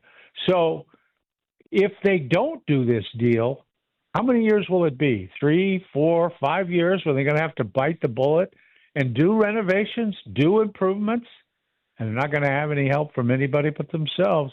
At that point, the state's just going to laugh in their face. You had your chance. The financial smart move is to do it now, sign it now, because you're the owners of the building, and you are responsible for maintaining it, and you're going to have to pay all of it, just like you think you're doing it now, but you're getting help from other governmental bodies. So sign it now, and it's a better deal for you than what would happen if you can't come to an agreement with the Trailblazers. And I have heard from sources within the league, Chad, the Board of Governors would not stand in the way of a move if this doesn't get signed. Interesting. Oh, by the way, I know you love this headline from the Oregonian. Portland's cost of living is ballooning as city tax fee increases pile up, residents feeling the pain. Well, that's a big shocker, isn't it? Yeah. And the question is, will the citizens of Portland remember this long enough to cast their vote in November and try to get change made? Because what's going on right now isn't working for them. And I don't know how regular people like you and me, Chad, we're regular people. We're not rich guys. How could you stand these constant cost of living increases? How could you make this work? I'm pretty much on a fixed income that I thought would be more than adequate, say, 10 years ago. But, it's really close to the red line right now. But it's an interesting thing. And I don't have a lot of confidence the voters in Portland are going to change at all. They might just keep voting for more of this. No, they've been voting for the same commies for like 4 decades, Godfather. It's crazy. The same what? Absolutely insane. The same what, Chad? You heard me. They're You heard voting me. for the same Hey, wait a second. Do you think with a 1-year deal, do you think Coach Nori will become the first Trailblazers head coach to maybe he'll reside in Gresham? Is that possible? What do you think about that? At least outside of Multnomah County so he can avoid the tax, right? Well, yeah, you make a valid point there, that's for sure. And, whatever they're paying him, he's certainly probably only going to see about half of it by the time he gets done paying taxes. That's true. Between state and Fed, have fun with that. Well, I tell you what, Godfather, I appreciate the time. And you know what's crazy? I've never seen a fan base more obsessed with a coach's contract than this time right now. I've never seen anything like it. Yeah, that's true. But it's only going to serve to make Micah Nori more popular with the fan base. I wouldn't be surprised. And this guy's a beauty, Godfather. He's awesome. Yeah, he's going to amuse everybody. They're going to love him right away. I wouldn't be surprised to see a GoFundMe account for a Blazer coach appear. Wouldn't surprise me at all. This is Portland. Are you kidding me? Yeah. No, he will. He'll be a fan favorite, like Terry Stotts and some of the others, because it's impossible not to appreciate his personality and the way he operates. He's a unique guy with a good personality, and he's funny too. Yeah, he is funny. All right, Godfather. Well, enjoy your night, and hopefully I'll see you this weekend. Nancy and I have a big tournament down at Shadow Hills, so I'm hoping to see a Godfather appearance. That's what I'm hoping for. Oh, you certainly will, Chad, for sure. And, I'm pretty sure that you'll see more than enough of me, actually. But I was, let's see, what didn't you ask me about? There was I was going to tell you. Guess who's cooking dinner tonight, Chad? You're going to use the Traeger. Are you on the Traeger? No. We got new appliances in the kitchen. We did a kitchen remodel. Fortunately, the city council didn't have to sign off on our renovation. We got it done. And I'm using the new stovetop and the new oven. And I'm going to create a little something. When Nancy gets home from work today, I'll have dinner ready for her. How does that sound? What's on the menu? What do you think you're going to go with tonight, Godfather? I think I like the loaded baked potato, and so does she. Nice. I think I could cook that up, and it's not that difficult. But this is a whole new thing for me, Chad. I'm not real comfortable in the kitchen. So I No, but I'm impressed. This is a personal triumph. Yeah, it's a personal triumph right here. Yeah.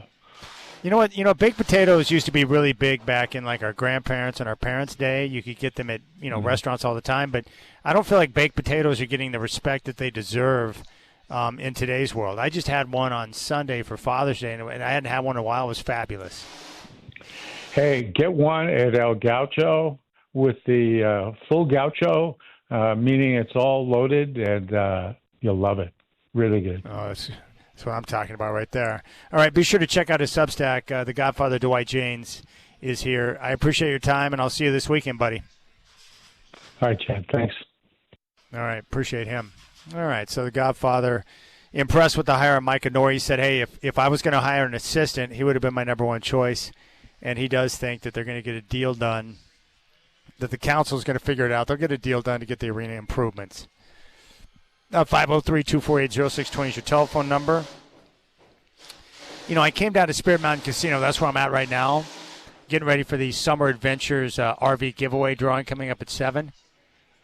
And I've been trying to get out, just like Brendan and I and Shacker. We've been trying to stay away from our building because the renovations drive you mad. And I come down here, and they're doing renovations down here right next to the BetMGM Sportsbook. I got some guy with like a jackhammer over there. I can't escape the construction, no matter where I go. All right, Hops Ticket Tuesday coming up at 5, and then Dave Deckard at 5:20. NBA Draft coming up at 5 o'clock on ESPN and ABC. You got the Rip City Drive.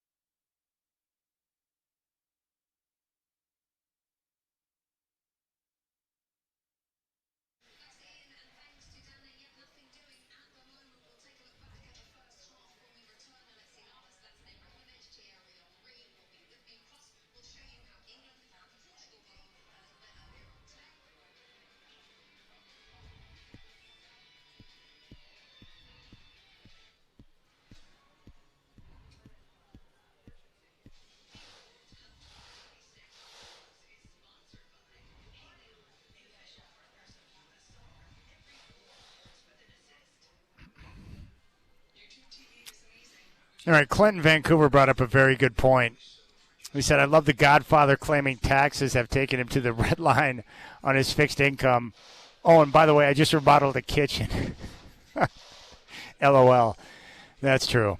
I mean, if we could all get to the Godfather's fixed income, I think it would be doing pretty well for ourselves. That was a good line. 503-248-0620 is your telephone number. His wife, Nancy, and I are going to be in a tournament at Shadow Hills this weekend, which is down close to Eugene. Never played there. Not familiar with the course. Have no knowledge of the course.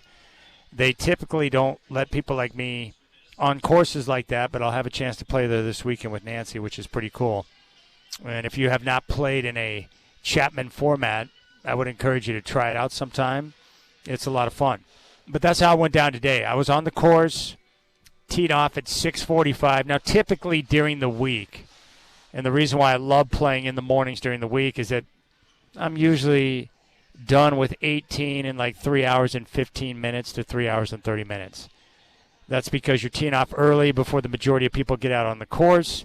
And usually in the mornings early, these are not like recreational golfers. The guys that play early in the morning are guys that play all the time. So in most cases, they play quick, they don't jack around, and they don't want to be known as the slow golfers on the course. So they keep their pace up. But this morning, that wasn't the case. This foursome that was in front of my group, incredibly slow. I mean, to the point where I was like, you guys studying the greens like the Zapruder film? Have you found the gunman in the grassy knoll, you morons? Can you pick it up? No, we're not going to pick it up. So it took them like 2 hours and 20 to 2:25 for 9 holes. And as we made the turn, these hooligans all went to the clubhouse to grab a beverage, and I saw one guy bumping around before 10 a.m. with like an ice cream sandwich, which was an interesting choice. And, of course, at this point I was bitter, so I was just hating on everything they were doing in my mind.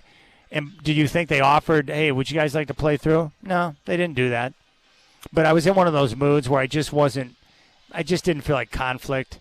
I didn't want to talk about it. I didn't want to say anything to them. It's just like, whatever. And then as I continued, my phone went nuclear, and I looked down and saw what happened. That the Blazers had named Micah Nori as their next head coach. I teed off. I looked at the guys and said, I'm out. And I just turned around and walked off. And for me to walk off a course, there's got to be a combination of events to make that happen. But I did. I left in the middle of a round, knowing that my workday had changed and the guys in front of me were too slow. I wasn't going to be able to finish. I didn't have the time. And it's all because of them, because of slow golfers. And that they should have been arrested or publicly flogged or some type of, shamed, something. But it was brutal. But yeah, I looked down at my phone. I was like, I'm out. I shook those guys' hands, and I walked right off the course. And that's how that went down. Brutal. 2 hours and 20 minutes on a freaking Tuesday morning. You kidding me? What are we doing, people? Come on, man. That's about as bad as the person in the far left lane going around 50 to 55. Do you notice that there's a line of like 20 cars behind you and they're all angry? Maybe you should move over. Drive whatever speed you want, but if you're going to go slow, get in the right lane. The people that want to keep things moving and maybe want to get somewhere a little bit quicker, they want to be in the left lane. You got to get over if you want to go slow. I don't have a problem with you going 55, going right at the speed limit. That's fine. But pay attention to what's going on around you. But the slow golfers, oh, my goodness. You got to be kidding me already. All right, coming up next, we got a 4-pack of tickets for the Hops coming up on Star Wars night, the 27th. Your chance to sit in the Rip City Radio row at the brand-new ballpark, Hops Ballpark. And we're going to give those away next, and then we'll talk with Dave Deckard at 5:20. I appreciate your time. Hope you're enjoying your Tuesday evening. You've got the Rip City Drive on your home of the Blazers, Rip City Radio 620.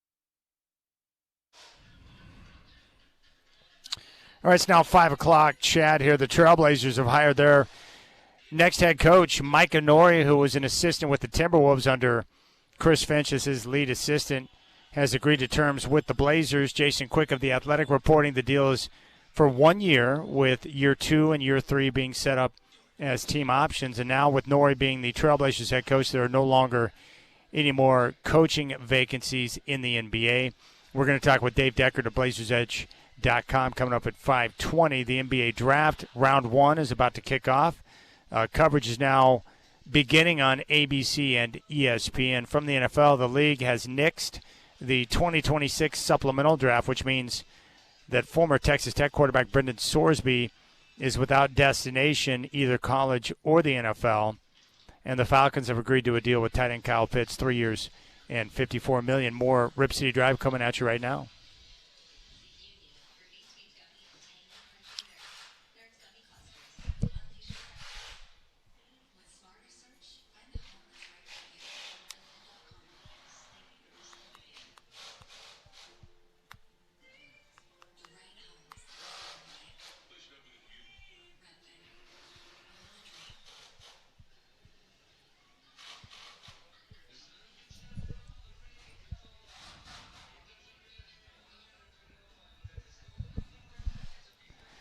Well, I hope all of you are enjoying your Tuesday evening. And the summertime weather out there was spectacular this morning on the course. And love the warm temperatures and the sunshine. It truly makes me happy. Now, I have been utilizing, we had Sterling Logan and his partner in from Torque Optics. They've got their Kickstarter page right now. Their website's going to go live starting in July. But they've got that patent for the perfect polarized sunglasses. And I've been utilizing them now over the last couple of weeks. Freaking awesome. So you got to check them out. Go to torqueoptics.com. But the perfect polarized doesn't mess with your depth perception, and they've been great for driving. I used them all the way down on the drive today to Spear Mountain. Really nice. Really, really nice. We've got tickets. The Hillsboro Hops. Have you been to the new ballpark yet in Hillsboro? Have you checked out Hops Ballpark? It is really something to behold. And if you haven't been out there, when you go there for the first time, it's going to blow your mind. You're going to walk in. It's going to feel like a major league ballpark, but the detail that they put into the ballpark, where you know it's all about the hops, all about the Northwest, the food offerings. There is literally not a bad seat in the house. You can walk around the entire facility on a game night. It's awesome, and I want you to go out there and check it out. So we've got Hops Ticket Tuesday, and throughout the entire baseball season, we have Hops tickets to give to you, to where you can sit in the Rip City Radio row and enjoy a Hops game. And the service, the staff, the entire setup out there is spectacular. And so I want you to be able to enjoy it. And we got tickets tonight to give away for a game coming up on the 27th of June, and it's going to be Star Wars night. So if you're like Brendan and I, or you grew up in the time frame that I did, you're probably somewhat of a Star Wars nerd. But it's going to be a fun night where people will be dressed up in their Jedi gear. But most importantly, you can go out and enjoy a baseball game, have a cold brew, and get something to eat and be able to enjoy some baseball on a summer night. It doesn't get any better than that. So what we'll do is we'll take caller 12 right now. If you want a 4-pack of tickets for the Hops in their new ballpark to sit in the Rip City Radio row, all you have to do is call 503-248-0620. 503-248-0620. Call now. Fire away. I want to hear from a Hops fan. 503-248-0620. Caller 12 right now. Brendan will get your information and get you set up with the Hops tickets, a 4-pack of tickets for the game on the 27th, which happens to be Star Wars night. 503-248-0620 is your telephone number. Call now, 503-248-0620. Fire away, and you can get a 4-pack of tickets for the Hops, which is going to be awesome. And the ballpark is terrific if you have not been. I went there on opening night and was blown away. But the detail and the seats, and no matter where you choose to sit in the stadium, it is truly spectacular. So call now. Caller 12, 503-248-0620 gets a 4-pack of tickets for the Hops. And just keep in mind that we do this every single Tuesday throughout the entire baseball season. All right, 503-248-0620 is your telephone number. So the Blazers have a new coach. It's Micah Nori, who was a longtime assistant with Michael Malone in Sacramento and Denver, and then went to Minnesota to join Chris Finch and his staff to work with the Timberwolves, and that's where we're at. He has been named the head coach. Now, Jason Quick of The Athletic reporting that it's a one-year deal with year 2 and year 3 being team options. So it's definitely a Tom Dundon type of a deal. And as Dwight said, he drives a hard bargain. So he's always going to try and get the best deal that benefits him and his team, and he certainly did that under these circumstances. He got the best deal possible, and that's what he was trying to accomplish. And so with the deal, the Blazers are now in a position where they can move forward and get ready for the offseason and focus on free agency and everything else. But the deal itself, I'm not too concerned about it. I know people are making a big deal of it on social media because it plays into this reputation that Dundon has early on in his tenure as being cheap. But if you think about it, it's really a great deal for the Blazers because what he was able to do is get a deal where the Blazers can have a year with Micah Nori. If it doesn't work out, you move on and you can find a new head coach. But if Micah Nori turns out to be a super stud, and a lot of people think he's going to develop into a great head coach, then you can negotiate and get him on a more standard NBA-type contract. I mean, that's really what it comes down to. So I like the deal for the Blazers, but the problem for Micah Nori is that once he was no longer a candidate for Dallas and they filled that spot with Dusty May from Michigan, the Blazers were the only remaining coaching job. And Micah Nori's at this stage in his career where he's, 50, 51. He's been through several coaching cycles where he's had an opportunity to be a head coach but has not been hired. And if he turns down the opportunity to coach with the Blazers, he may never get another look again. So the Blazers had all the negotiating power when it came to the contract. But again, if he turns out to be a great head coach and does a good job with this group, then the Blazers will negotiate and get him on a more standard deal to where he can make more money and be more secure moving into the future. What are some of the downsides? Some of the biggest things that people have talked to me about is, the assistants pool. We don't know which of the assistants that were on the staff last year with Thiago are going to be retained yet. But this late in the game, with all the head coaching positions being filled, there are obviously less assistants that are available.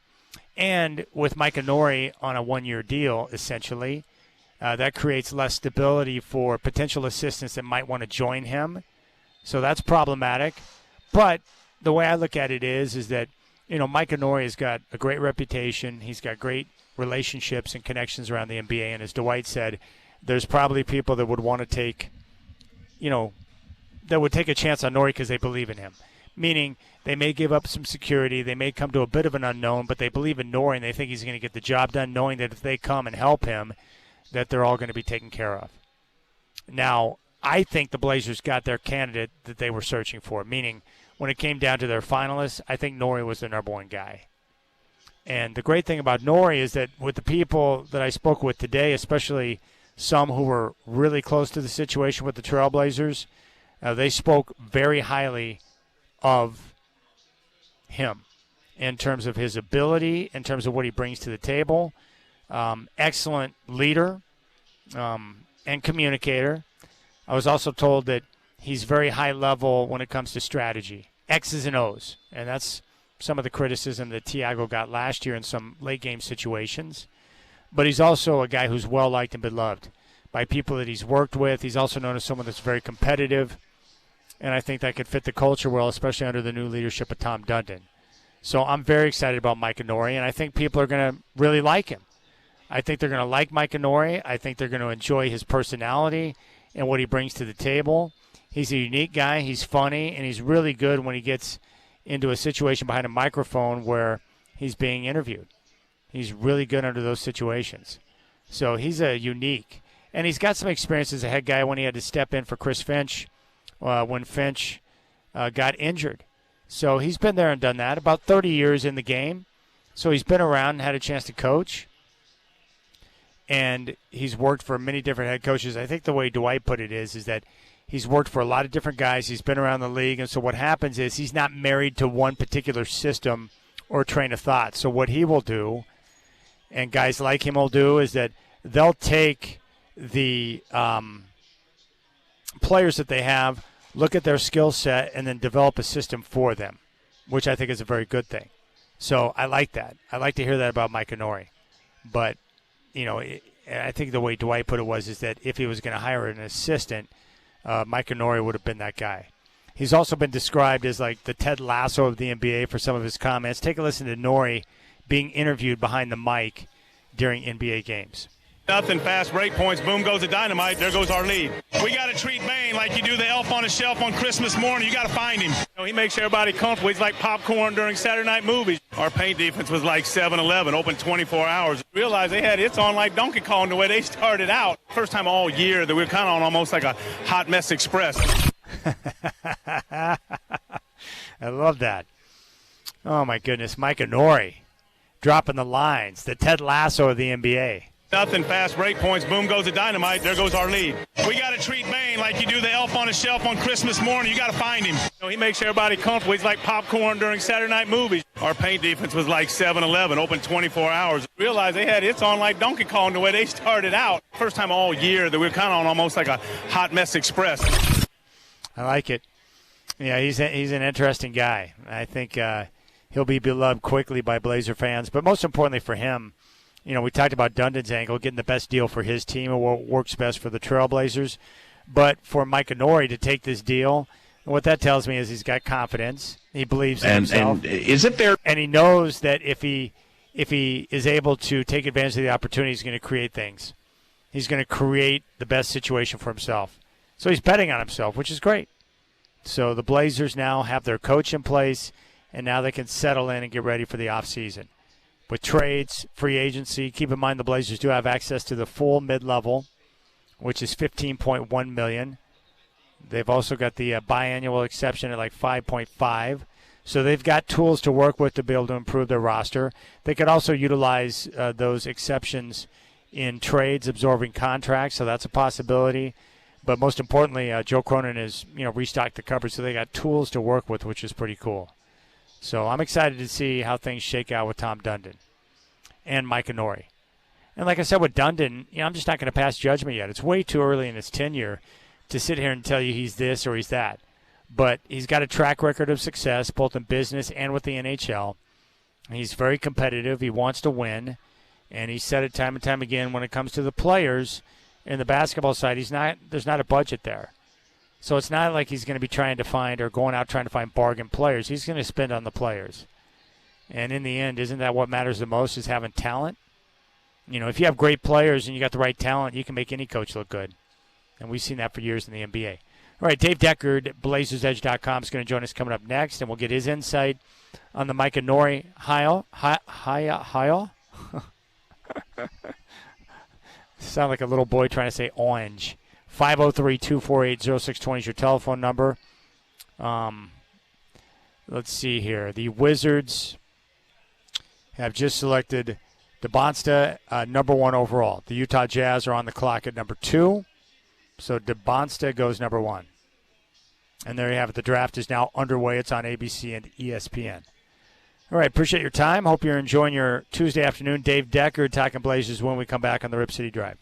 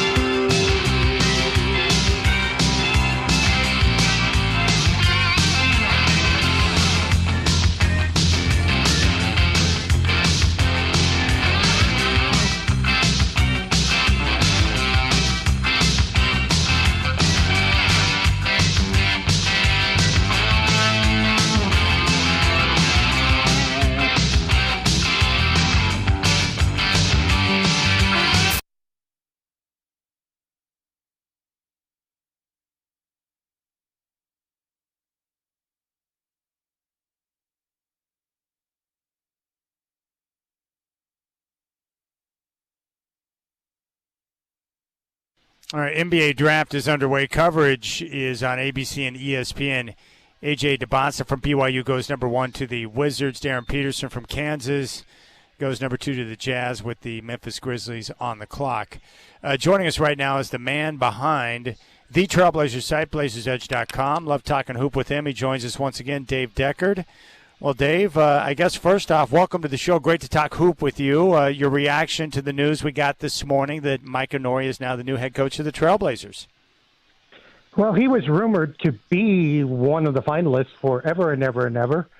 Seems like the Blazers were drawing out that process for a while. Maybe from a certain point of view that worked in their favor in that nobody else took him. And also, since he was the last coach hired across the NBA at this point, probably they got a pretty good deal. Certainly that contract is unusual.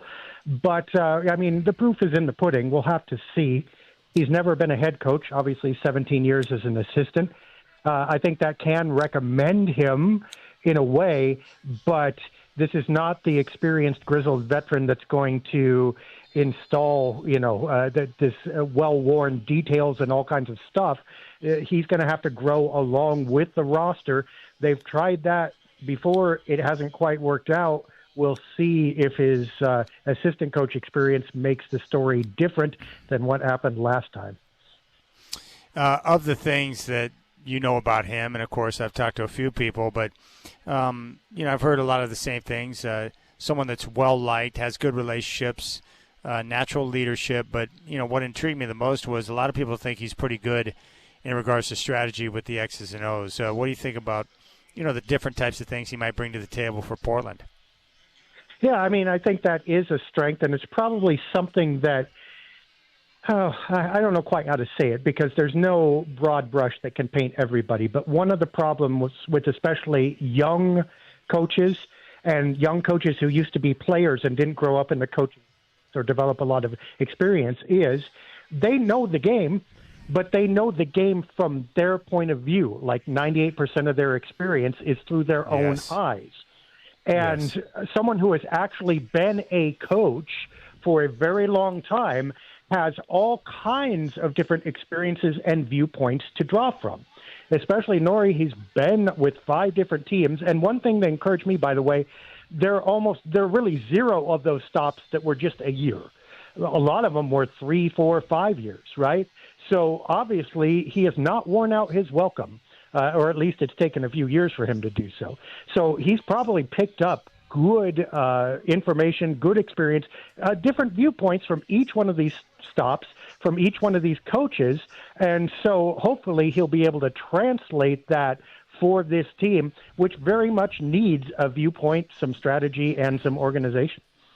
Yeah, there's no question about that. I guess the big concern with assistants, anytime you hire them, first-time assistants becoming head coach, there's always a little bit of an unknown. What's your take on that when you're bringing in an assistant who has not been a head coach and you really don't know what to expect? Well, this is where you hope the 17 years makes a difference because he's seen a lot of different head coaches do it. So he's not a neophyte. And I think the caution is warranted, though, because every time you take control over an organization, I don't care what else you've done, it's different. There are things that you don't know that you didn't know, and you can only learn them by experience and by feel. And nothing but time in that seat will provide that to you. So I imagine he's going to have some bumps and bruises. But hopefully, again, his broad experience as an assistant allows him some familiarity. If the car goes off the road, at least he knows how to get traction and has some kind of GPS instead of driving for 5 miles off the road thinking he's still on it and then trying to figure out how to get back. It's Dave Decker, BlazersEdge.com here on the Rib City Drive. Most of the focus, at least on social media with Blazer fans, is the contract itself. Jason Quick reported that it's a 1-year deal with years 2 and years 3, being team options. How should we read that? Like, what's your take on the contract? It's very unique. I can't recall a coach being hired on a 1-year deal.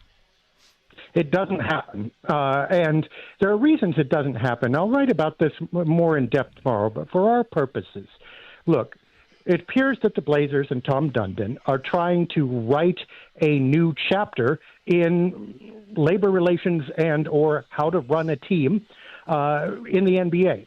And this makes a lot of sense from a corporate point of view. Look, you don't have a lot of experience. We're going to hire you on, in essence, a probationary basis. We have some security, and you have some security in that there are extra years built into this contract, but we get to pull the plug whenever we want. If you perform, you don't have anything to worry about. If you don't perform, then we're going to go a different direction. Seems to make sense, right? And the people who are, I think, a little bit short-sightedly, just looking at this from a Trailblazers Corporation point of view, in other words, the name on the front of the jersey, think this is a good deal. It insulates the team. But here's the question. What makes up a team? Who is the team? Is the team just the corporation, the corporate office, the ownership, or whatever, and management? Or is the team also the players, a coach, the trainers, the people who assist them and help them out? If the second definition is true, you've interfered with and or changed those relationships by the nature of this contract in a way that's both unprecedented and inherently less stable. And that means, whether you intend to or not, you're going to introduce instability into your organization, into your team. And that, I think, is part of the reason why this has not been done this way. We're going to see whether it turns out to be a good idea or not, or whether it turns out to be a non-factor. But I'm not sure that it's going to be quite as easy as ownership thinks to make this change, because if it were that easy, I think other teams would have tried it before this. That's a very good point, Dave. And I wonder, too, are there unintended consequences, like you were mentioning, where if you have a first-time head coach like Micah Nori, who's essentially on a one-year deal, do you create pressure on him and his staff to where maybe they might try things or do things differently that they wouldn't have had they been on a traditional NBA-type deal, and would that set the team back at any point during the season? Yeah, it certainly changes your priorities. It gives you, let's put it this way, it gives you another thing to think about besides just purely coaching, okay? And you kind of don't want that, especially in year one with a first-time coach. However, that's a maybe. I can give you the thing that is a definite that this will affect, and that is in any relationship, there are going to be ups and downs. That's true of relationships between coaches and players as well. If you've ever been in a long-term relationship, you understand this. There are good days and bad days.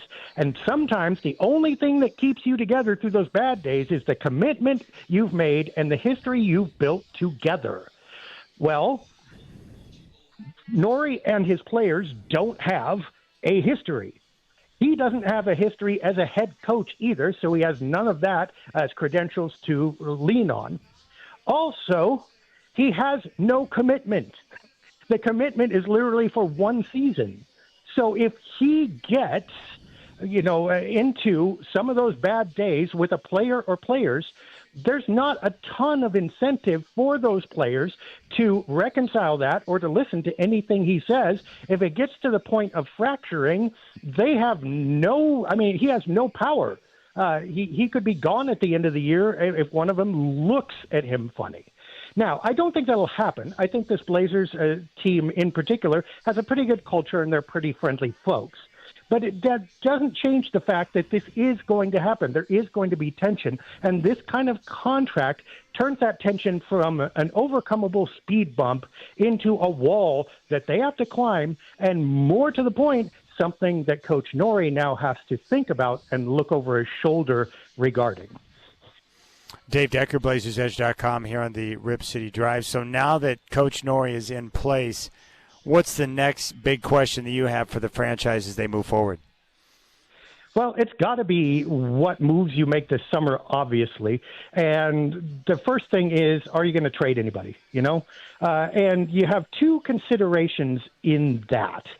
One is, do you make a move now, or are you still trying to grow? In other words, are you trading for established players, a star, if you can get them, veterans? Or are you looking to build up the young core? Which direction are we going to go there? And there are arguments to be made for either. And the other is, what are you doing with the cap? Are you trying to save money? Are you trying to stay steady? Are you willing to take on more money? Now, some of that obviously affects the current team, but then there's also the issue, honestly, of, well, they're going to have to pay Denny Avdia more pretty soon. They're already paying Shaden Sharp and Tumani Kamara more. This team is getting more expensive inevitably. How much are they willing to commit toward the future? Are we looking at a luxury tax team, a team at or above the first apron? I mean, what are we doing with that? Obviously, they can't go super high all in right now because they're not good enough, but which direction is that cap trending, and how does that affect the decisions that they make? That'll tell us a lot about what they're thinking of over the next couple years. That's a good point. I wanted your take on the big deal that went down last night. The Bucks sending Giannis and Bobby Portis to Miami in exchange for Tyler Hero, 3 other players, 3 first-round picks, including number 13 in the draft tonight, 1 pick swap, and 1 second-round pick. Yep. So what the Bucks had a choice between was a sure thing, perhaps, in Jaylen Brown, where they were going to continue onward, building a team that can win now and take advantage of a fairly loose Eastern Conference. Or they could do what they did with Miami, which is, in essence, get a bunch of raffle tickets. Now, I think that Tyler Hero might be moved in this to another team. Even if they keep him, though, he's only 26.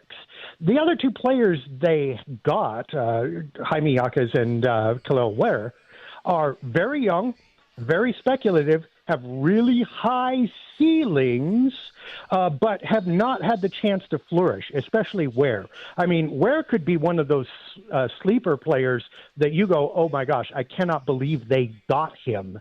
Even for Giannis, an aging Giannis, that may look good for Milwaukee in a couple of years if he develops. But the odds are long against him. It's like a raffle ticket. You hope that they call your number. The picks are the same way. This is completely a function of the lottery changes that were just made, where if a team doesn't make the playoffs, they have a relatively equal chance of getting a promotion along with every other team, and they draw for all the lottery picks.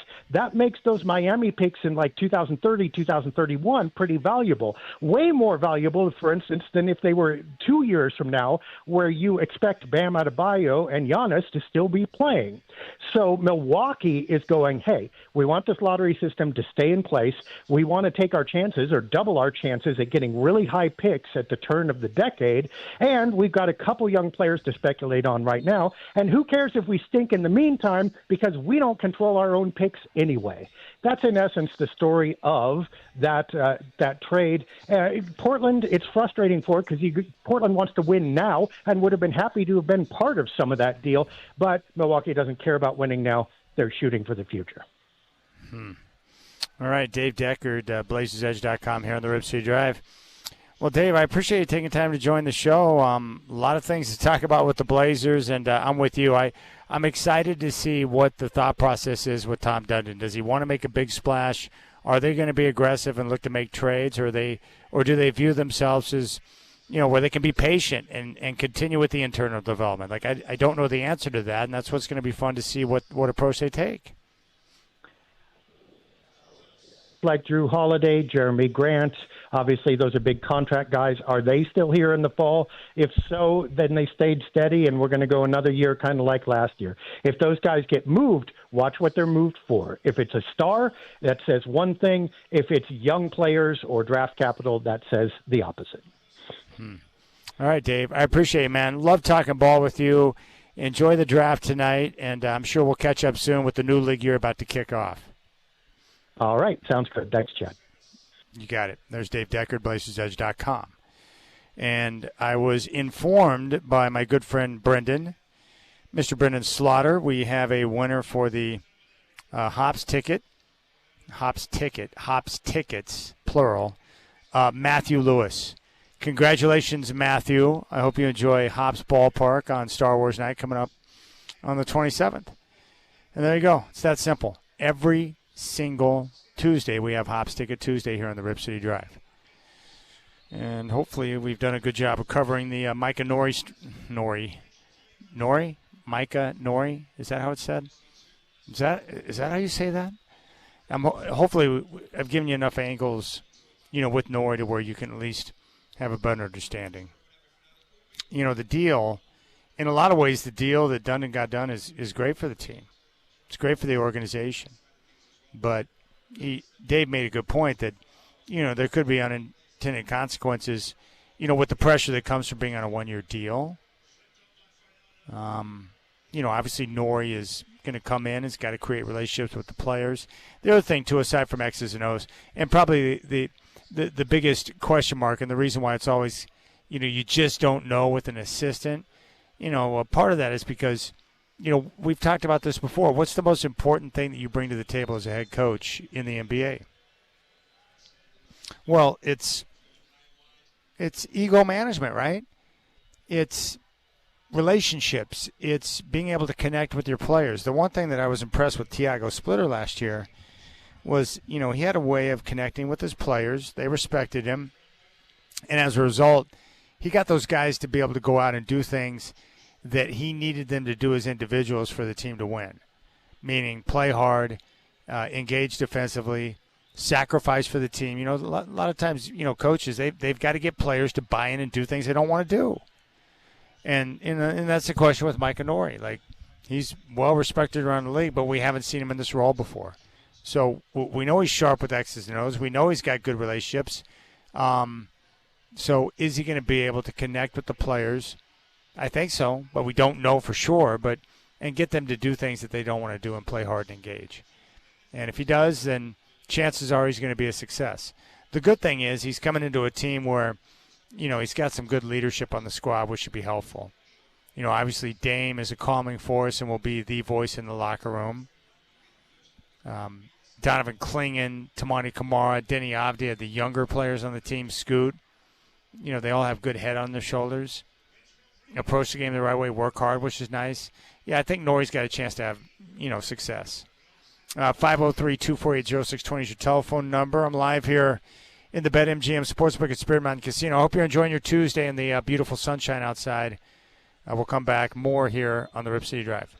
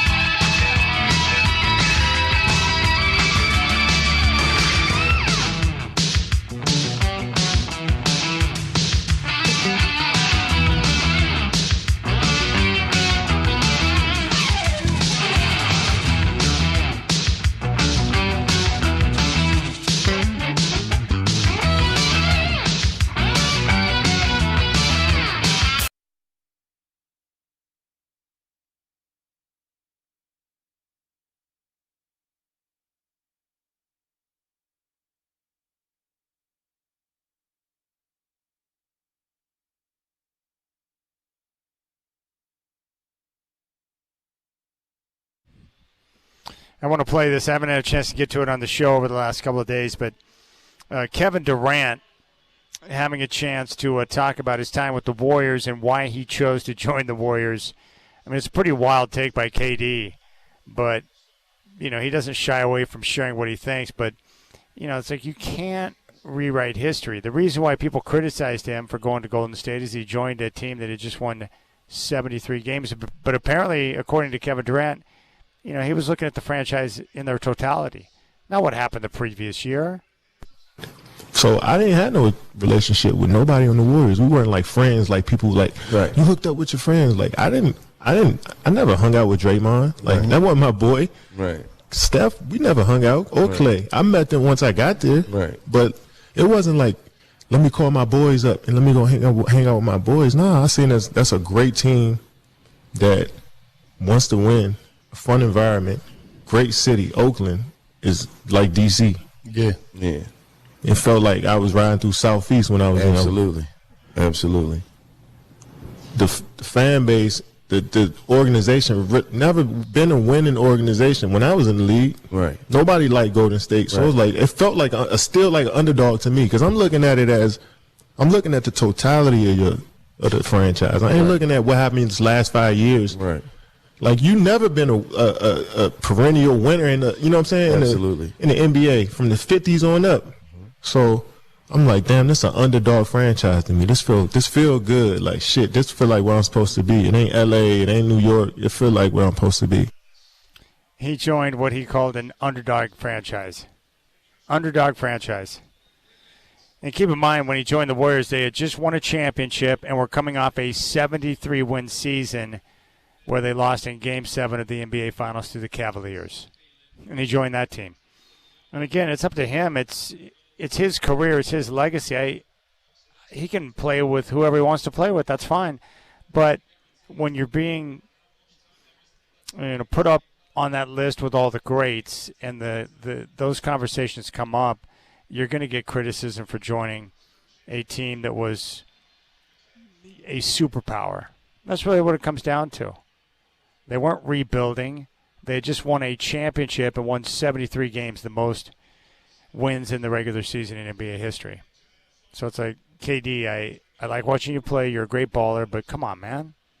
You got to know that that's not going to go well for you.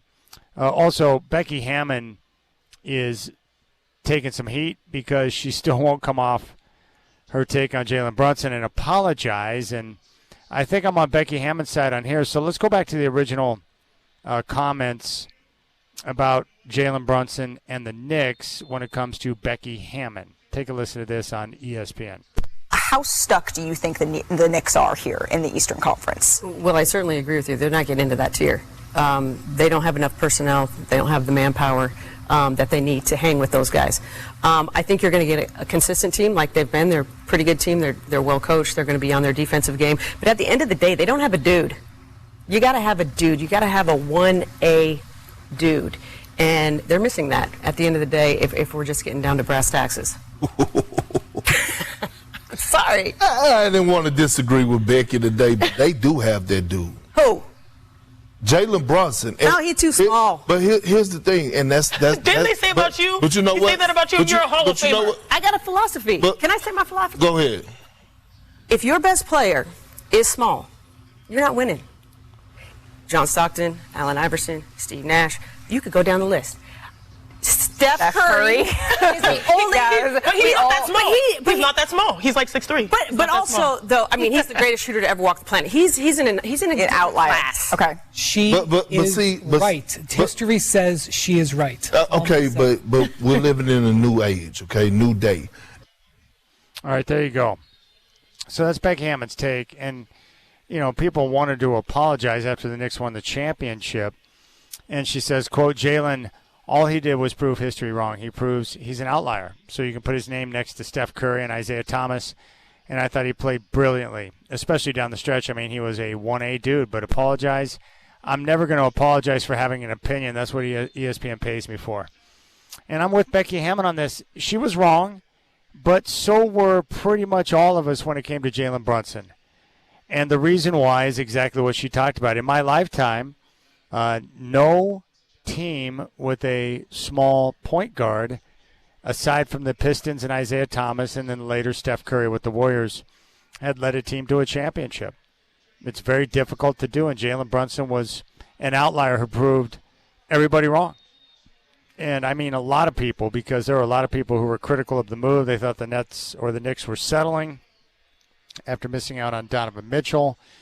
But Jalen Brunson is that guy. He was awesome, and he was sensational in clutch moments throughout their entire playoff run, especially in the NBA Finals. And I love Jalen Brunson, love his attitude, his approach, his toughness. I mean, his footwork, his fundamentals.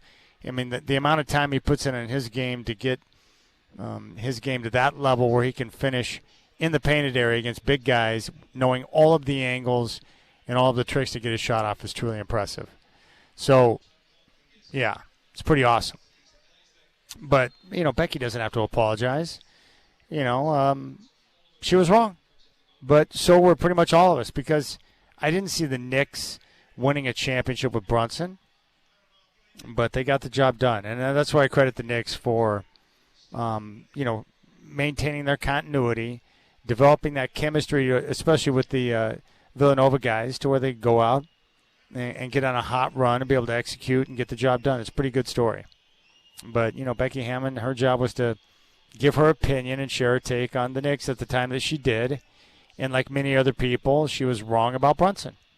But again, if you look at history, it never happens. Isaiah Thomas is a unique 6'1", point guard with the Pistons. He and Joe Dumars in the backcourt, they were unbelievable. And the Bad Boy Pistons won back-to-back championships and went to 3 straight NBA Finals. And Isaiah Thomas was one of the toughest son-of-a-guns I've seen in the NBA. Seriously, very tough, very strong. And then you have Steph Curry, who is a unique because he's the best shooter in the history of the game. So there you have it. So I don't think Becky needs to apologize.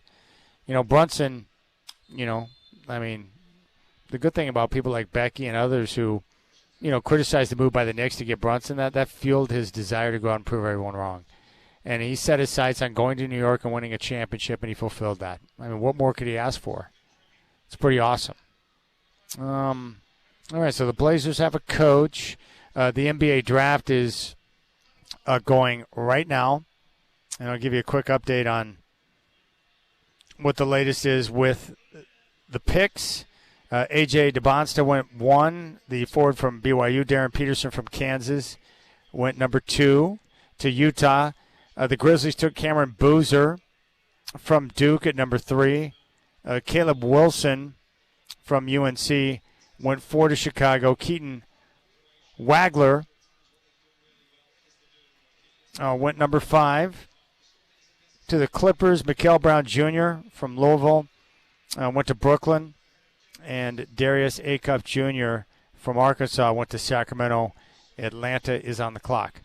All right, big thanks to Dave Decker, Dwight Janes, and Sean Hyken for joining the show. Thanks to Brendan Slaughter for engineering the program. When we come back, we're going to have a bonus segment with the Hillsboro Hops. I'm going to talk with Seth Hoyland and Matt Rickard as they get ready to take on Vancouver. So a little bonus segment of the Rip City Drive, talking some Hops baseball as they get ready for action tonight at Hillsboro Hops Ballpark. That's coming up next on the Rip City Drive.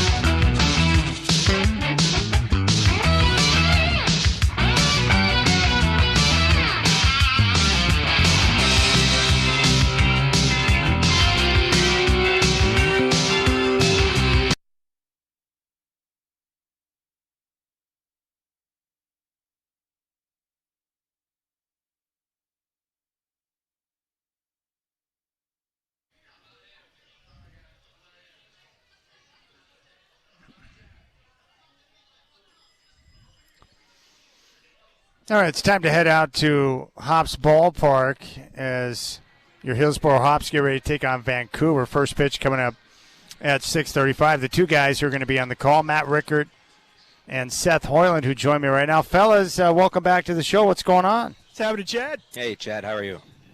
I'm doing well. So great to talk to you. And I'm curious, the weather the last couple of days has been awesome. I love the warm temperatures and the sunshine, but have you noticed a difference in how the ball is flying out of the park with the warmer air? Oh, I think the ball definitely started carrying better here at the new ballpark once things started warming up. I mean, we're still trying to figure out how this ballpark will play in the long term, but I think it's going to be a pretty home, particularly to right field. I think you're going to see a lot of power going out to right here.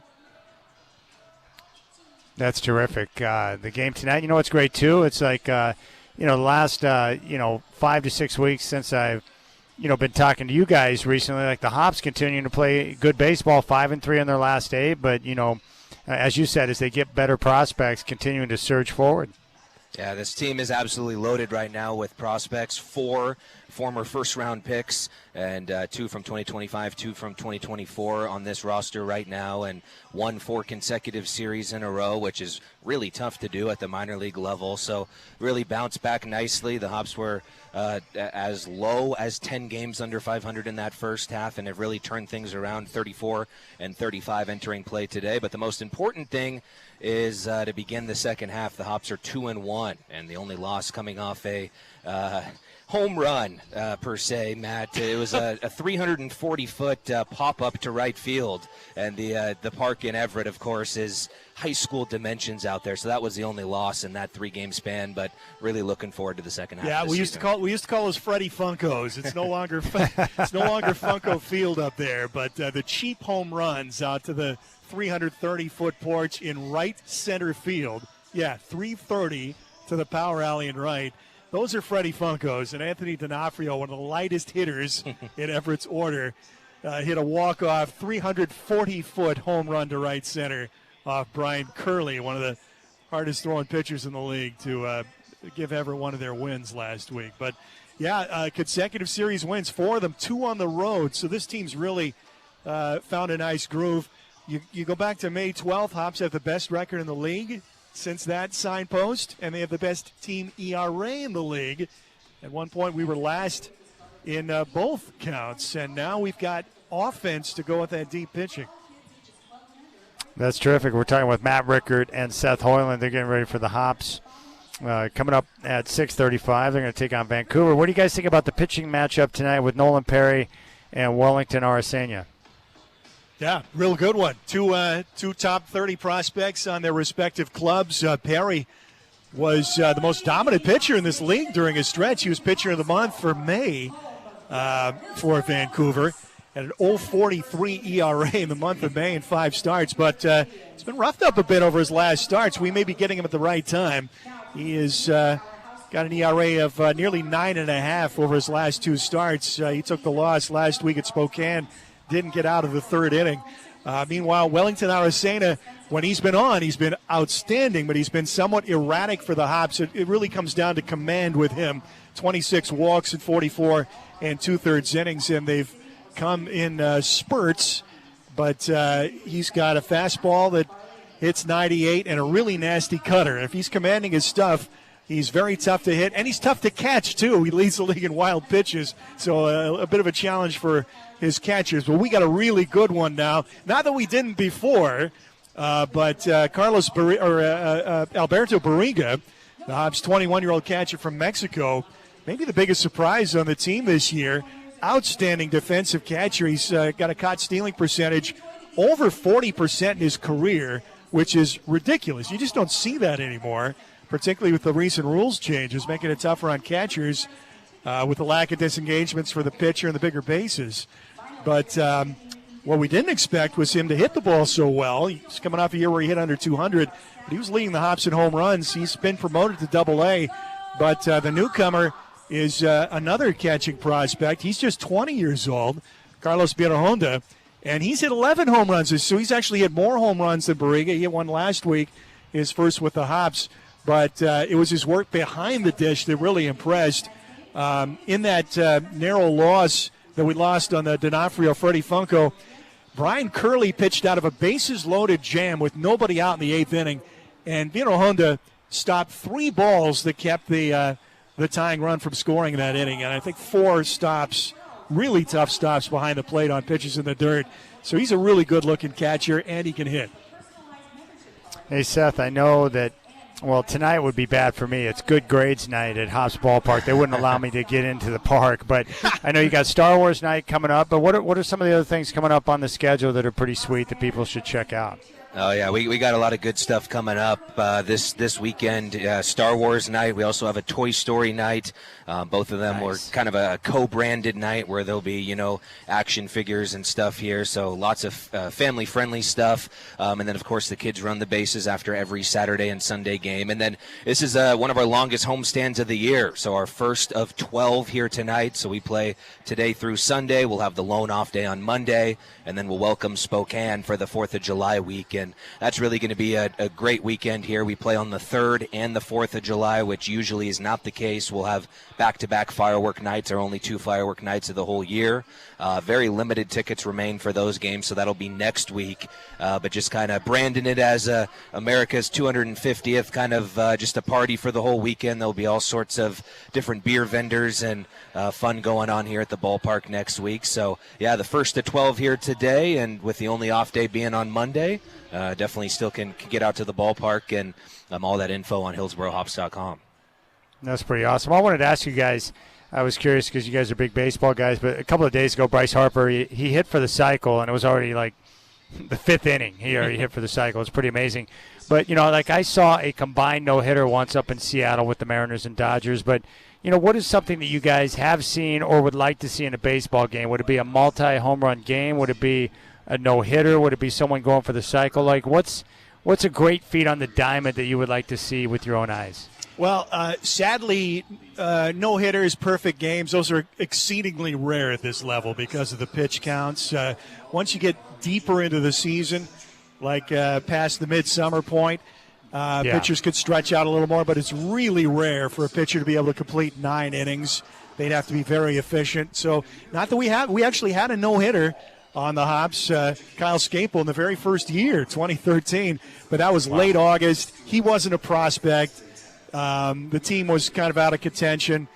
So those are pretty rare. I think a 4 home run game would be one. We've seen cycles. We haven't seen any 4 home run games. Yeah, we've seen a couple cycles. I would say a no-hitter. I've actually never seen a no-hitter before.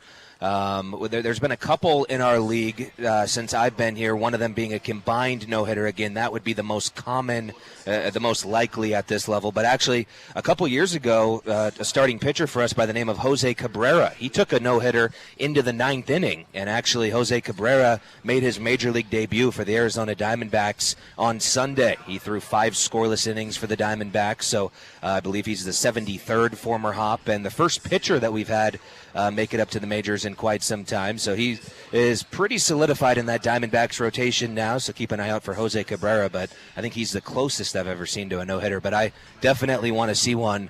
We've gotten close a couple times, but still have yet to see a no-hitter. Yeah, that'd be pretty awesome. I've never seen anyone hit for the cycle. The combined no-hitter was fun, but yeah, you're right. I think Matt's right. Seeing someone hit 4 home runs in a game would be pretty wild. Like that would be fun. And especially if the last one is a walk-off inside the park home run. I don't know that there is a more exciting play in sports. I think if you have the bases loaded and walk off a game with a grand slam, that's about the pinnacle of sports excitement. Either that or a steal of home to walk off a game. Yeah, that's true. Have you guys ever seen a triple play? I haven't. I have, yes. I've seen more than one. I mean, covering high schools over the years, I cannot pinpoint. I know I've seen at least one since we've been covering the Hops, but it doesn't leap immediately to mind. Yeah, so really it's those things that are rare in the game of baseball that are so much fun to see or that you hope to see, right? Well, that's one of the great things about baseball is if you go to enough baseball games, you can't go to enough baseball games. No matter how old you are, how many games you go to, you're always going to see something you've never seen before. I love that. And by the way, Seth and Matt, everyone I've talked to that we have that have gotten tickets to sit in the Rip City Radio row from the show, I make them hit me up after they go because I'm curious to see what they think about the ballpark. Every single person's been blown away. Like, they just can't believe that the park is as nice as it is. They just walk around there, it's like, wow. Yeah, I mean, Vancouver here this week, they're the last team in the league that has not played here in 2026. Oh, it's their first time. Yeah. So sweet. they're getting their first look at it. And, we've told the stories about the players kind of in awe, looking out. I see a player on the top step for Vancouver just kind of looking out into the field and, just hearing the chatter like, wow, this place is incredible. And to go from Vancouver, not that Vancouver is a bad stadium, it's just the complete opposite, just a very, very old school, old ballpark. One of my favorite venues in the league, but it's just very, very different from this. I mean, again, it's a very big league feel.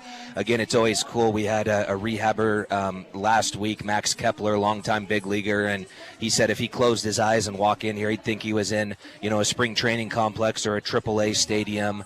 There's constantly different Diamondbacks people here in town. Our farm director, Chris Slivka, is here this week. So everybody wants to get a first look, a second look, a third look, and definitely glad to hear that. All right, coming up next.